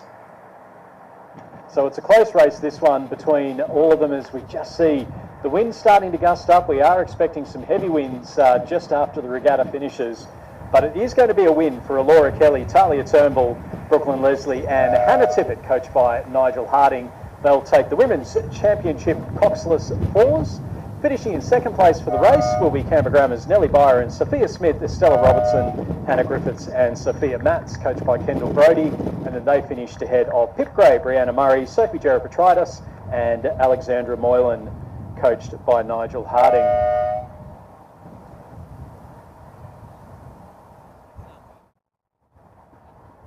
The crew coming down now, so with about 500 metres or so left to go, is the Men's Championship C-grade pair of Ashley Carr and Sebastian Lang. So they are row over there after a late scratching from a second CRC crew. So they'll go through and take out the Men's Championship C-grade pairs. And then we'll move back to the 1,000 metre start. And pretty close to being back on time as we get ready for the start of the Men's Masters A to M coxless 4. So North Shore in lane number 4 and Black Mountain in lane number 5. So that'll be kicking off in just a couple of minutes.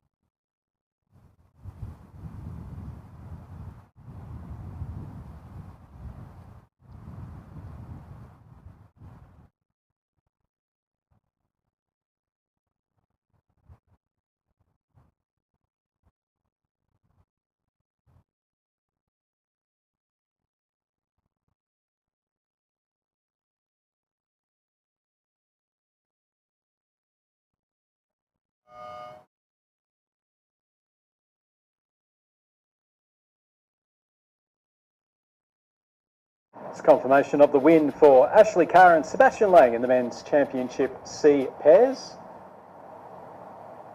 A long row down the course with the 2 oars. Race number 76 is underway. It's the men's champion Masters A&M coxless 4s.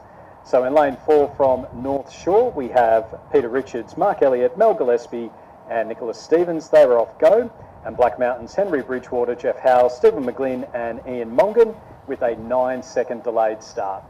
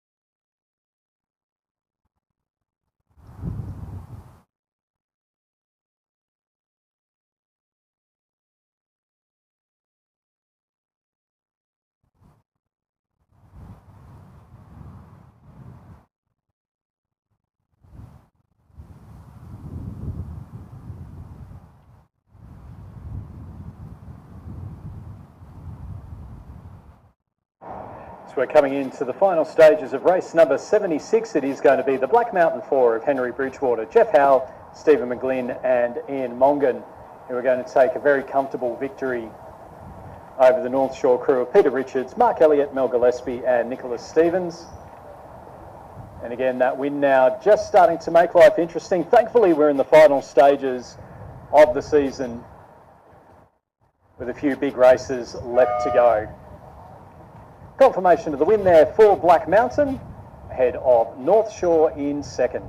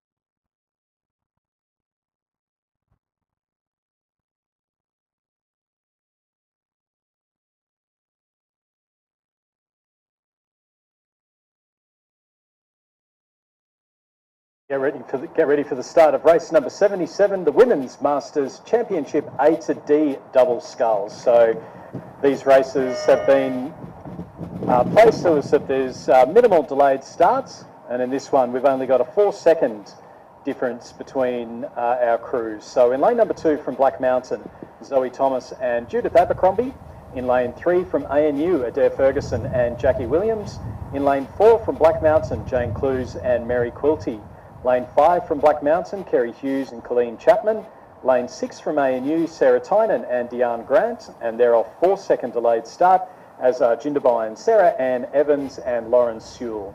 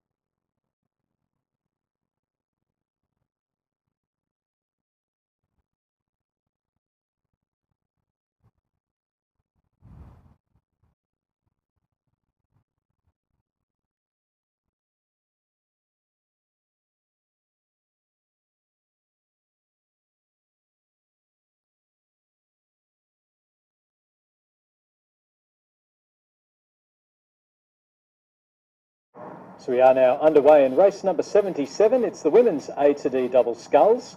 Now, with the wind conditions picking up, it is making it tricky to sit down at the start and to wait for the delayed starts. So we are likely to see all of our remaining crews all off go.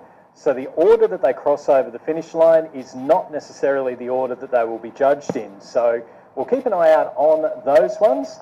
In this race, it is a little bit easier because in the women's A to D double scull, we only have 4-second delayed starts. So in lane 2, Zoe Thomas and Judith Abercrombie. Lane 3 from ANU, Adair Ferguson and Jackie Williams. Lane 4 from Black Mountain, Jane Clues and Mary Quilty. Lane 5 from Black Mountain, Kerry Hughes and Colleen Chapman. Lane 6 from ANU, Sarah Tynan and Deanne Grant.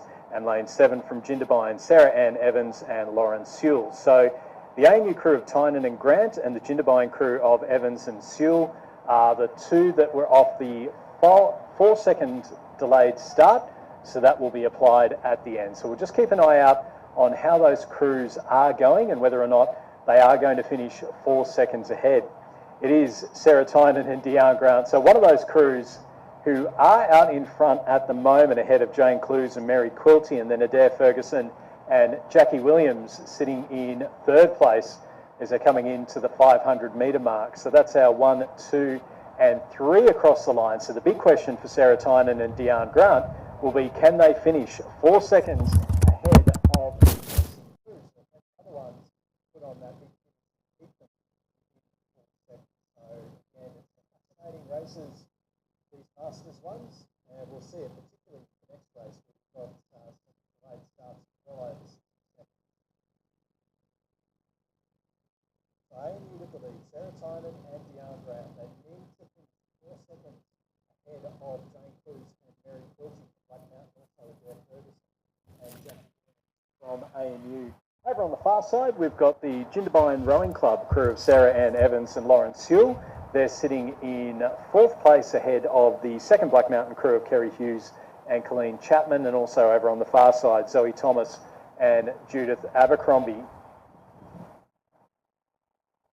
So Clues and Quilty still keeping that ANU crew within 4 seconds.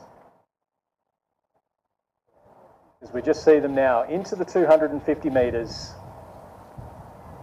Not that far left to go. Adair Ferguson and Jackie Williams starting to make a little bit of a move, although they're still a boat length behind Quilty and Clues in 2nd place. So it's Tynan and Grant with the lead, 150 or so metres left to go. And again, have to be 4 seconds ahead of the chasing pack. Clues and Quilty in 2nd. Ferguson and Williams in 3rd place ahead of Evans and Sewell from Jindabyne, and then back to Hughes and Chapman from Black Mountain, and Thomas and Abercrombie also from Black Mountain. We're into the final stages now. The sprints coming here from Sarah Tynan and Deanne Grant. They're getting up towards the finish line, rating quite highly. It's Black Mountain sitting in 2nd place, and they're a boat length ahead of Williams and Ferguson. So Tynan and Grant cross the line, and it does look like they will be the 4 seconds ahead of Quilty and Clues in 2nd place. Then a boat length behind them, we've got Adair Ferguson and Jackie Williams. So that looks to be our 1, 2 and 3. And then coming in for the just off the minor placings, so we've got the Jindabyne crew of Sarah Ann Evans and Lauren Sewell. Now they're going to cross the line in 4th place, and again they will need to be 4 seconds ahead of Kerry Hughes and Colleen Chapman from Black Mountain, which it looks like they will be. So Kerry Hughes and Colleen Chapman will finish in 5th, and then Zoe Thomas and Judith Abercrombie finishing in 6th. Now the Women's Masters E to M doubles are underway, and this one will be, again, really interesting to see what the end results are. So race number 78, E to M double sculls. Lane 2 from Canberra Rowing Club, Jenny Corrie and Gillian College. Now they're off go. Lane 3 from Black Mountain, Pamela Nash and Jeanette Gasson. Lane 4 from Black Mountain, Yvonne Poles and Cecilia Young. In lane 5 from Jindabyne, Morven Grant and Pip Bolbeck. Lane 6 from North Shore, Sasha Tchaikovsky and Christina McCulloch, coached by John Gorbamet. And lane 7 from Canberra Rowing Club, Kerry Smythe and Emma Southcott. Now, The handicaps to be applied at the end of this race, so Canberra Rowing Club off go, Black Mountain, Nash and Gasson 52 seconds, Black Mountain, Poles and Young 61 seconds, Jindabyne, Grant and Bolbeck 61 seconds, North Shore, Tchaikovsky and McCulloch 61 seconds, and Canberra Rowing Club 67 seconds.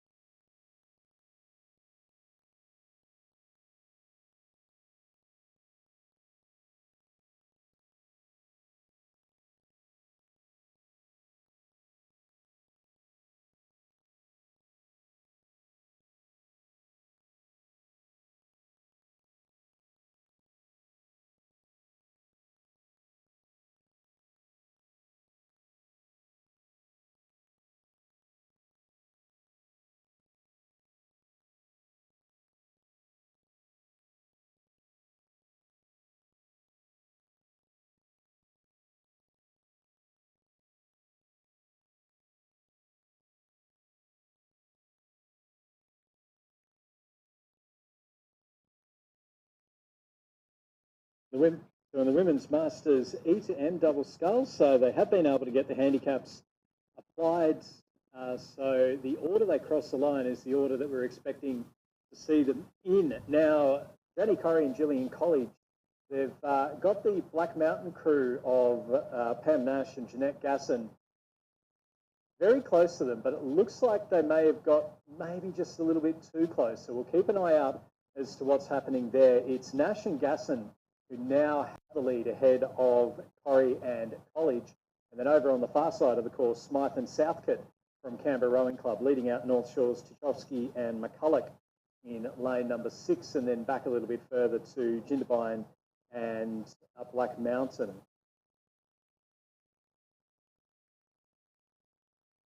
So two of our crews, lanes 1 and 2, just looking like they're being pushed across the course a little bit at the moment. So there is that cross breeze that is making life a little bit difficult as you come down towards the finish line. That westerly starting to come through, and perhaps a little bit of steering issues here with the Canberra boat in lane number 2. Out in front, though, it is Pamela Nash and Jeanette Gasson who have the lead and looking very comfortable for the win in the Women's Masters Championship E to M double sculls. So they'll go through and take the W. So win for Pamela Nash and Jeanette Gasson. Now coming through in second place, we've got the second Black Mountain crew of Yvonne Poles and Cecilia Young. And they've kept themselves ahead of the Canberra Rowing Club crew of Kerry Smythe and Emma Southcote. So they're into the final stages now. of their rows. So it is going to be a second place for Black Mountain, so a 1 and 2 for Black Mountain, Yvonne Poles and Cecilia Young, finishing ahead of Jenny Corrie and Gillian College from Canberra Rowing Club. And then back to Kerry Smythe and Emma Southcote in 4th place, ahead of North Shore's Sasha Titowski and Christina McCulloch in 5th. And then Jindabyne Rowing Club's Morven Grant and Pip Bolback in behind them. Men's D quad sculls is underway and getting close to the halfway mark. In lane number 3 from Radford College, we have Jay Irwin, James Bromley, Martin Koch, Victor Cumston and Kingston Pedrotta. In lane 4 from Radford College, Archie Davis, John Yu Wang, Billy Miller, Ethan Whitaker and Aidan Burgett. And lane 5 from Canberra and ADF Composite, we have Rod Kaplik, Ravi Vada, James Rigby and Joshua McGuinness. So that's Canberra Black Mountain ADF Rowing Composite. Now they've got the 5-second delayed start because they are the coxless boat in this race. So it's Radford number 1 in lane number 3 leading at the moment, and then a battle between the Radford and the Canberra Black Mountain ADF Composite.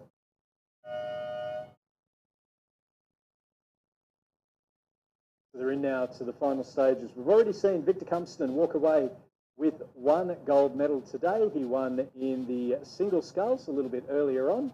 The conditions a little bit rougher than what they were back then, but he is on track at the moment, potentially for another win. But here comes the Canberra Black Mountain ADF Composite over in lane number 7. So they're in now to the final 250 metres. None of the crews letting up at the moment. There's only a boat length between first and second, and then just over a boat length between second and third. The second Radford crew maybe just dropping off the pace here into the final 250 metres. But into the final stages now. Radford, they've led from the start, but here comes the composite crew. They're the coxless crew, so they've got the ability to put that extra burst of speed on.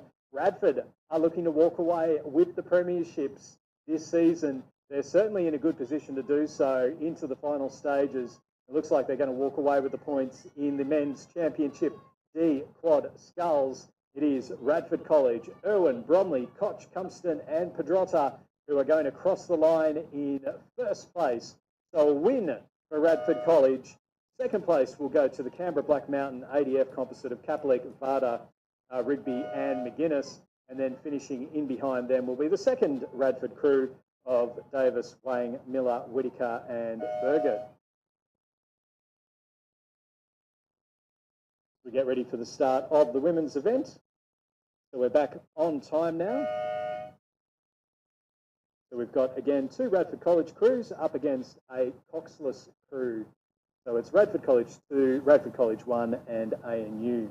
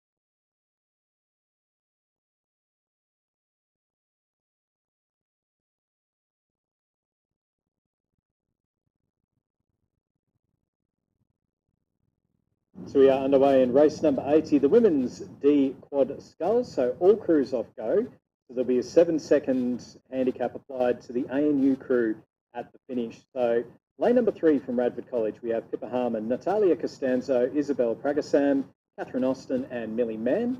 In lane 4 from Radford, Lara Ward, Emily Egan, Estella Few, Winnie Howe, and Millie Thayer. And then from ANU, Carly Netherway, Darcy Warmadam, Rebecca Hoffman, and Elizabeth Blower, coached by Edwin Behan.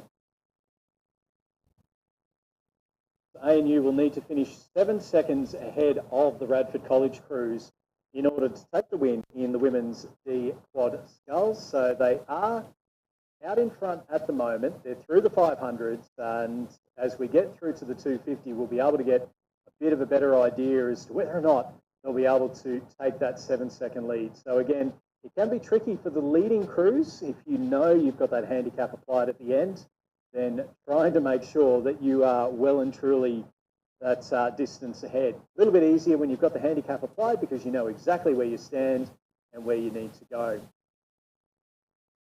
ANU and Radford. The Radford crew in lane number 3 of Harmon, Costanzo, Pragasam, Austin, and Mann may even have their bow balls out in front at the moment into the final stages. So that 7-second handicap is going to be a big one to try and overcome, particularly over the last 250 metres.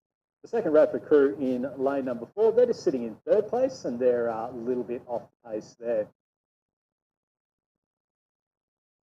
So ANU with the sprint now, they need it. They have to finish 7 seconds ahead. Radford College sitting in 2nd place. They'll be sprinting. They've got to try and keep that gap as close as they possibly can. The second Radford crew in lane number 4, just sitting in 3rd place at the moment. They're a few boat lengths behind 2nd place, so they've got plenty of ground to make up over those final stages.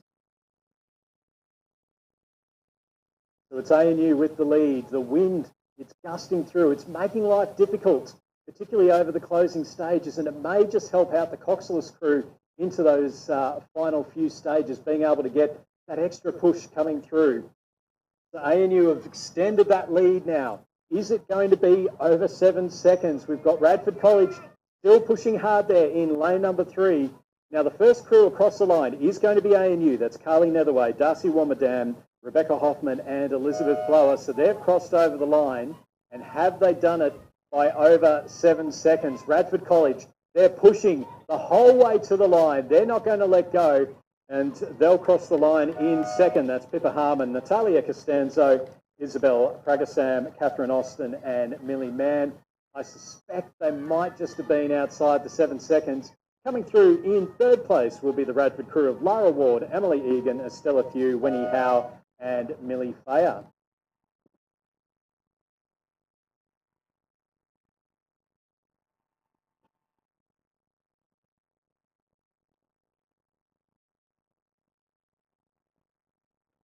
We move on now to our final 4 races of the regatta. We've got a couple of mixed masters quad sculls before we head on to the open women's quad scull, and then the men's championship 8. So some big races to finish us off here at the 2025 ACT Open Grade and Masters Regattas, hosted by Canberra Rowing Club.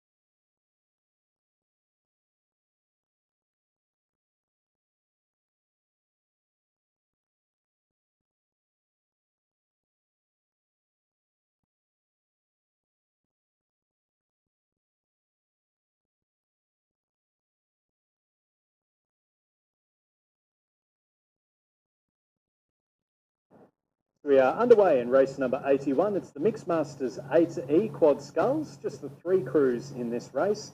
Lane 3 from North Shore, we have Michael Payne, Daniel Bolger, Brian Short and Elizabeth Buzo. In lane 4 from North Shore, Adam Scobie, Rebecca Talmalolo, Marion Livingston and Mark Elliott. Both those North Shore crews off go. And then we have an ADF ANU composite of Judith Oyes, Rowan J. Awardiner, Brianna Murray and Richard Green. Now they've got a 7-second delayed start. All of our crews off go due to the wind conditions out on the course at the moment. So again, this ADF ANU composite will need to finish 7 seconds ahead of the North Shore crew in order to take the win in the Mixed Masters A2E Quad Sculls. So we'll keep an eye out on the crews. It does look like the ADF composite have the lead through the early stages ahead of the 2 North Shore crews. Just the 3 races to go after this. We've got the Mixed Masters F to M Quad Sculls, and then the Women's Open Championship Quads, and the Men's Championship 8. So a couple of visiting crews down to have the race over the 1,800 metres, and it should be an absolutely fascinating race to watch. We've got one of the favourites for the Barrington Cup. We've got the Canberra Rowing Club, who I think are multiple defending champions for the Championship 8. Canberra Grammar are the very strong schoolboy 8 this season, and ANU in there as well. So it should be a great race coming up to finish up the regatta season. Out on the course at the moment in the Mixed Masters A2E Quad Sculls, it is the ADF ANU composite with that lead, and again looking good to be able to beat the 2 North Shore crews by 7 seconds. So all the crews off go due to the wind conditions. The handicaps applied at the end. In our previous race, it was the ANU crew who finished about 12 seconds ahead of the 2 Radford crews. So ANU, even with the handicap, 7-second handicap applied, will still take the win in the Women's D Quad Sculls. So ADF ANU with the lead at the moment in the Mixed Masters A2E Quad Sculls.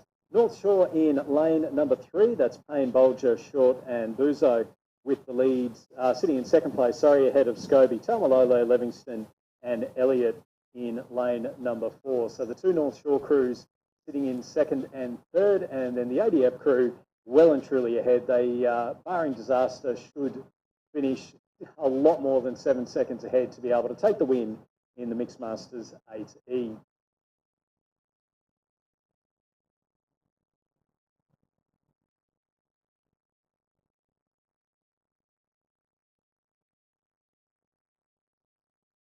So our leading crew now, just about 50 metres or so left to go.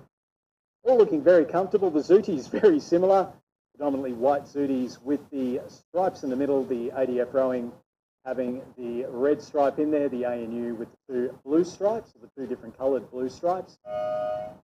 But it is that crew of Judith Oyes, Rowan J. Awardiner, Brianna Murray and Richard Green who'll take the win in the Mixed Masters A2E Quad Sculls. Who's going to take the silver medal? Well, at the moment, it's North Shore in lane 3, Michael Payne, Daniel Bolger, Brian Short and Elizabeth Buzo, who are some clear water lead ahead of the 2nd North Shore crew of Adam Scobie, Rebecca Talmalolo, Sharon Livingston and Mark Elliott. So as our 2nd crew comes up towards the line, it'll be confirmation there. North Shore in lane number 3 will finish in 2nd place, and they'll finish ahead of the 2nd North Shore crew in lane number 4.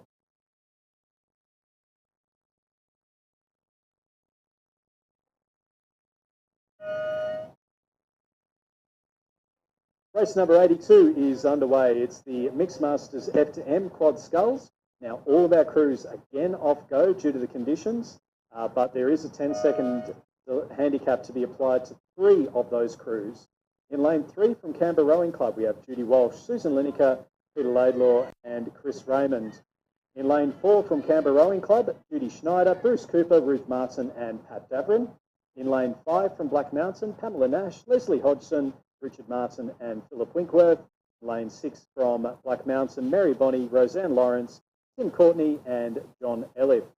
Now the Canberra crew in lane number 3, their time will be as is, and then the Canberra crew in lane 4 and the 2 Black Mountain crews will have 10 seconds added on to their times as we just see the wind starting to pick up a little bit more. So the timing is pretty much absolutely perfect. We've only got the 2 races to go after this. The Women's Championship Quad Sculls and then the Men's Championship 8. So just some big boats left to go in the 2024-25 Rowing ACT Regatta season.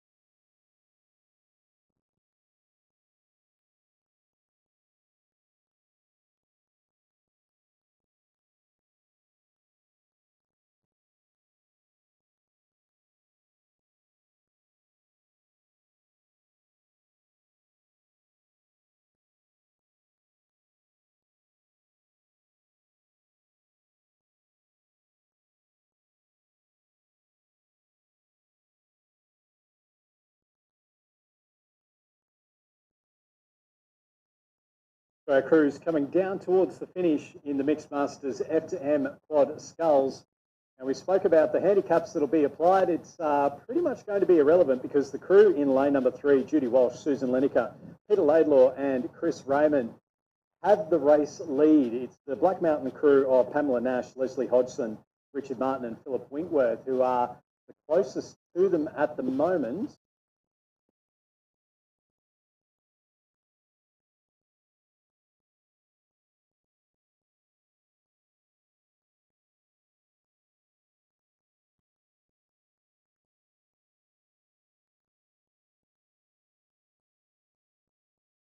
The Canberra Rowing Club with the lead and with the 10-second handicaps to be applied at the end, it looks like they are going to take the Mixed Masters F2M coxless Quad Sculls.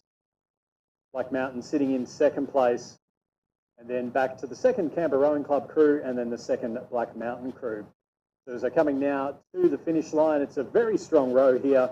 The Judy Walsh, Susan Lineker, Peter Laidlaw and Chris Raymond, they'll take the win for Canberra Rowing Club in the Mixed Masters F2M Quad Sculls. 2nd place goes to the Black Mountain crew of Pamela Nash, Leslie Hodgson, Richard Martin and Philip Winkworth. And then coming through in 3rd place, it will be a Canberra 1 and 3 with Judy Schneider, Bruce Cooper, Ruth Martin and Pat Daverin.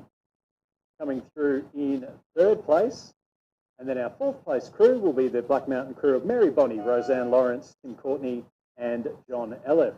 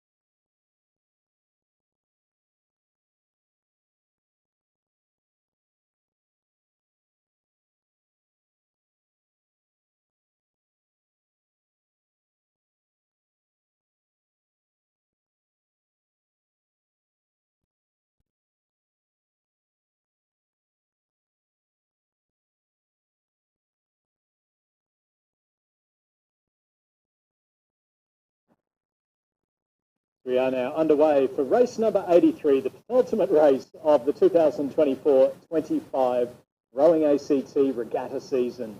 And this should be an interesting race. We've got lane number 4, ANU, that's Hannah Tippett, Brooklyn Leslie, Laura Kelly, Sophie Jerepetridis, and coached by Nigel Harding. And then in lane number 5, it's a Black Mountain ANU composite that will race as the ACT in a couple of weeks' time. And that is Ruby Gray, Ronya Stucker-Ashby, Alexandra Moylan, and Abby Richards.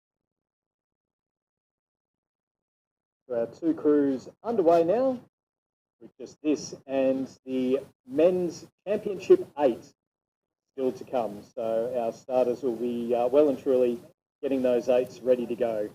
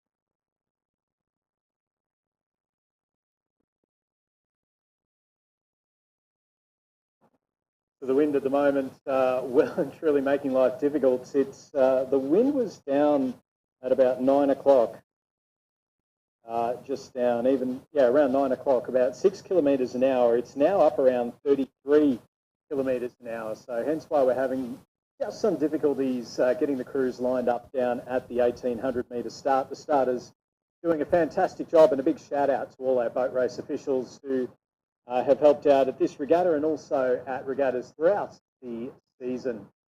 Our regattas don't run without the help of the volunteers, so if you would like to help volunteer, if you think, yeah, this is how I'd like to watch a regatta out on a boat from the water, then make sure you contact Sarah Davern at eo@rowingact.org.au.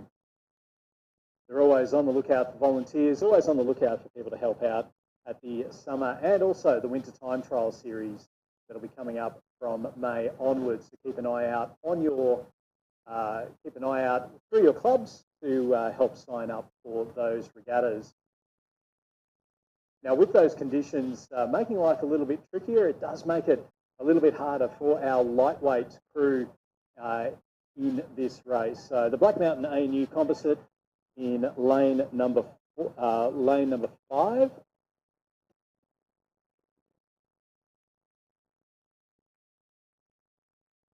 So two crews, as mentioned, ANU, Hannah Tippett, Brooklyn Leslie, Laura Kelly, Sophie Jerepetridis, and then the Black Mountain ANU crew of Ruby Gray, Ronya Stucker-Ashby, Alexandra Moylan, and Abby Richards. So it does look to be the ANU crew on the left-hand side of the course, and then the ANU Black Mountain composite on the right-hand side. And both these crews really giving each other a nice race. They're coming into the final 500 metres, and you couldn't say that there is one crew that's definitively going to go through and take the win.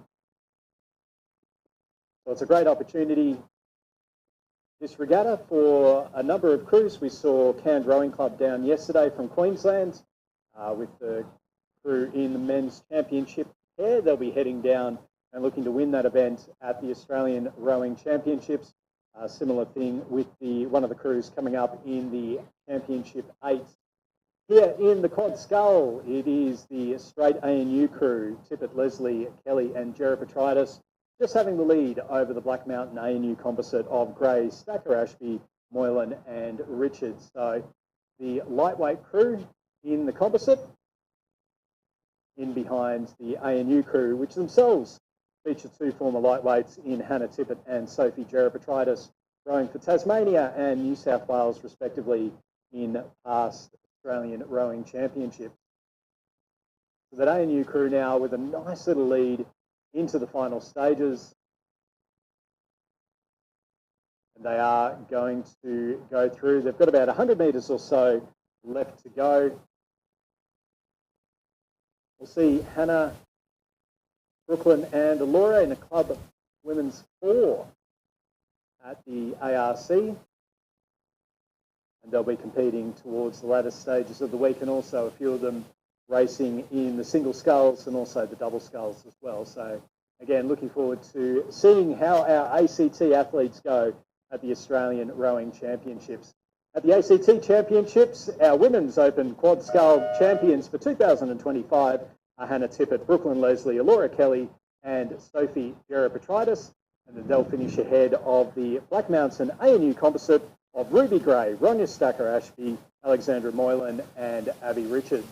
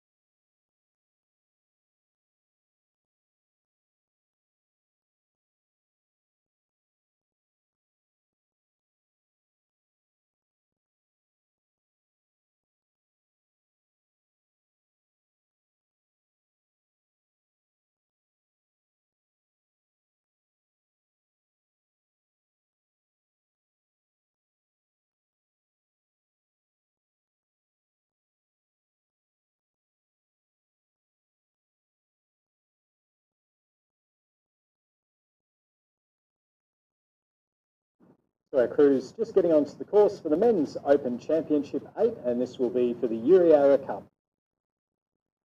We have a Canberra ADF composite in lane 2 that are in by invitation.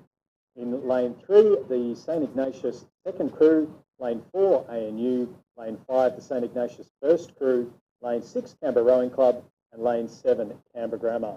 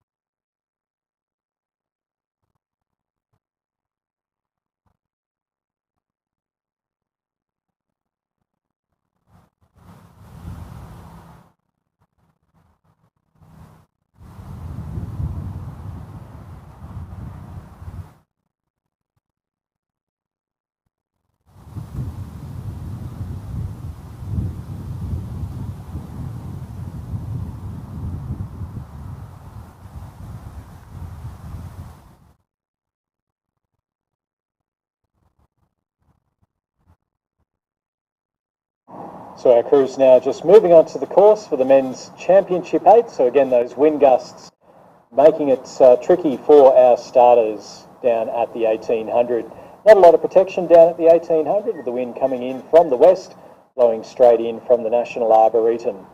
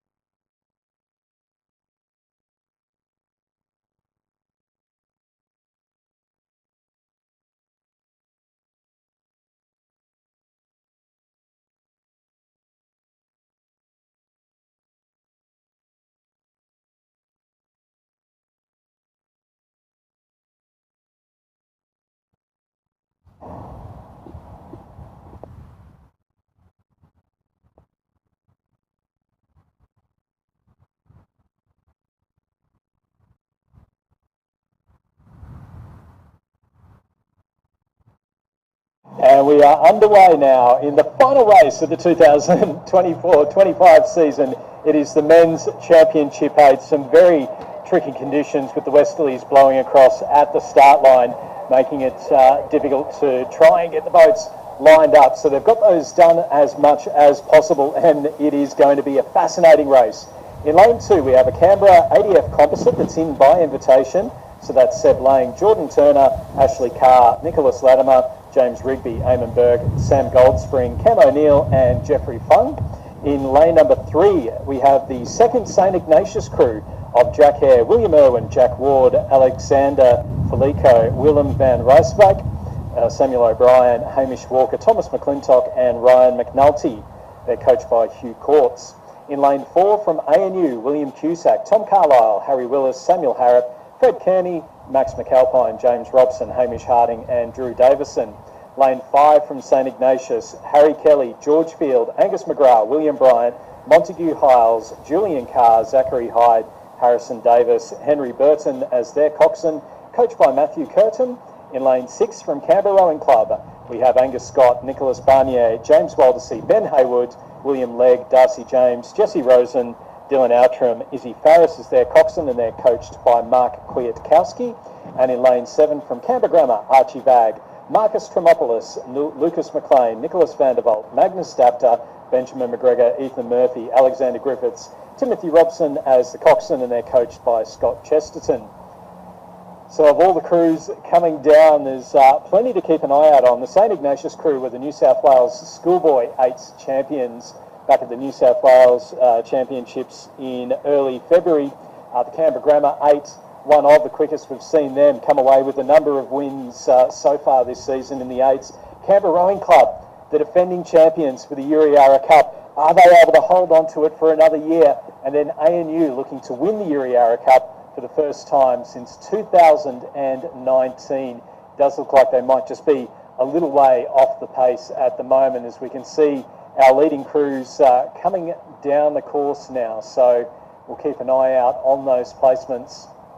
It does look like the St Ignatius crew are in front at the moment. They've got the GPS head of the river coming up next weekend before they head down to Tasmania for the Australian Rowing Championships, where, as I say, they have been undefeated so far this season, coming down to Canberra to have a bit of a trial run and looking very good out in front. It may even be a St Ignatius 1 and 2 as they're coming up towards the 500 metre mark. Our leading crews, St Ignatius in lane number 5, and then we've got a nice battle going on between Canberra Grammar and Canberra Rowing Club in second place. The second St Ignatius crew, they're sitting in second. Canberra Grammar just ahead of Canberra Rowing Club, and then back a little bit further to the ANU crew, and then to the second Canberra Composite crew.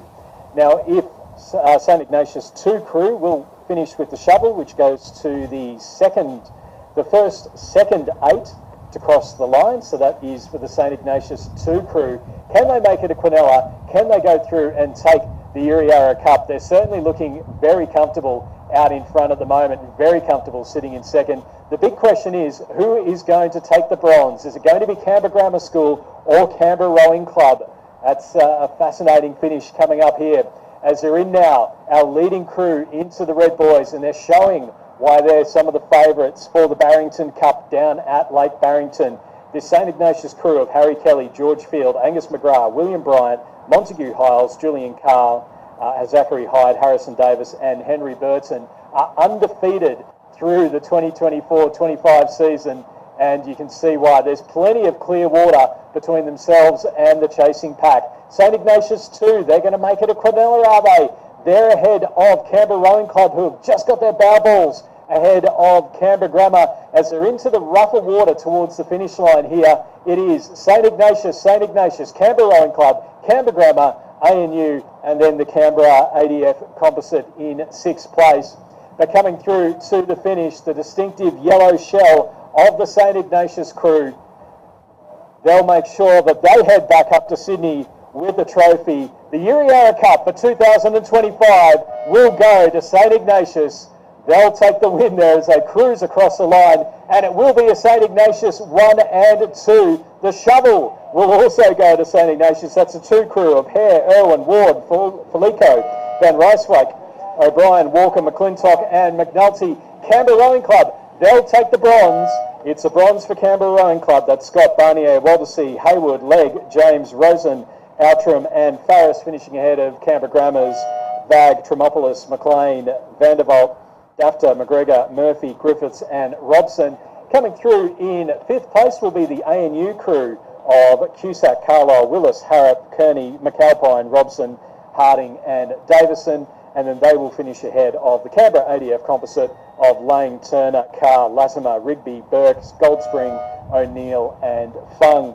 A big thank you to our boat race officials, our volunteers from Canberra Rowing Club, the host club for the 2025 ACT Open Grade Masters Championships, our boat race officials. Also a big thank you to the ACT Government's Industry Partnership Program for their live streaming, and also the Canberra Grammar School Code Cadets who have provided the big screen and the live streaming throughout the regatta. Thank you all for a wonderful 2024-25 season.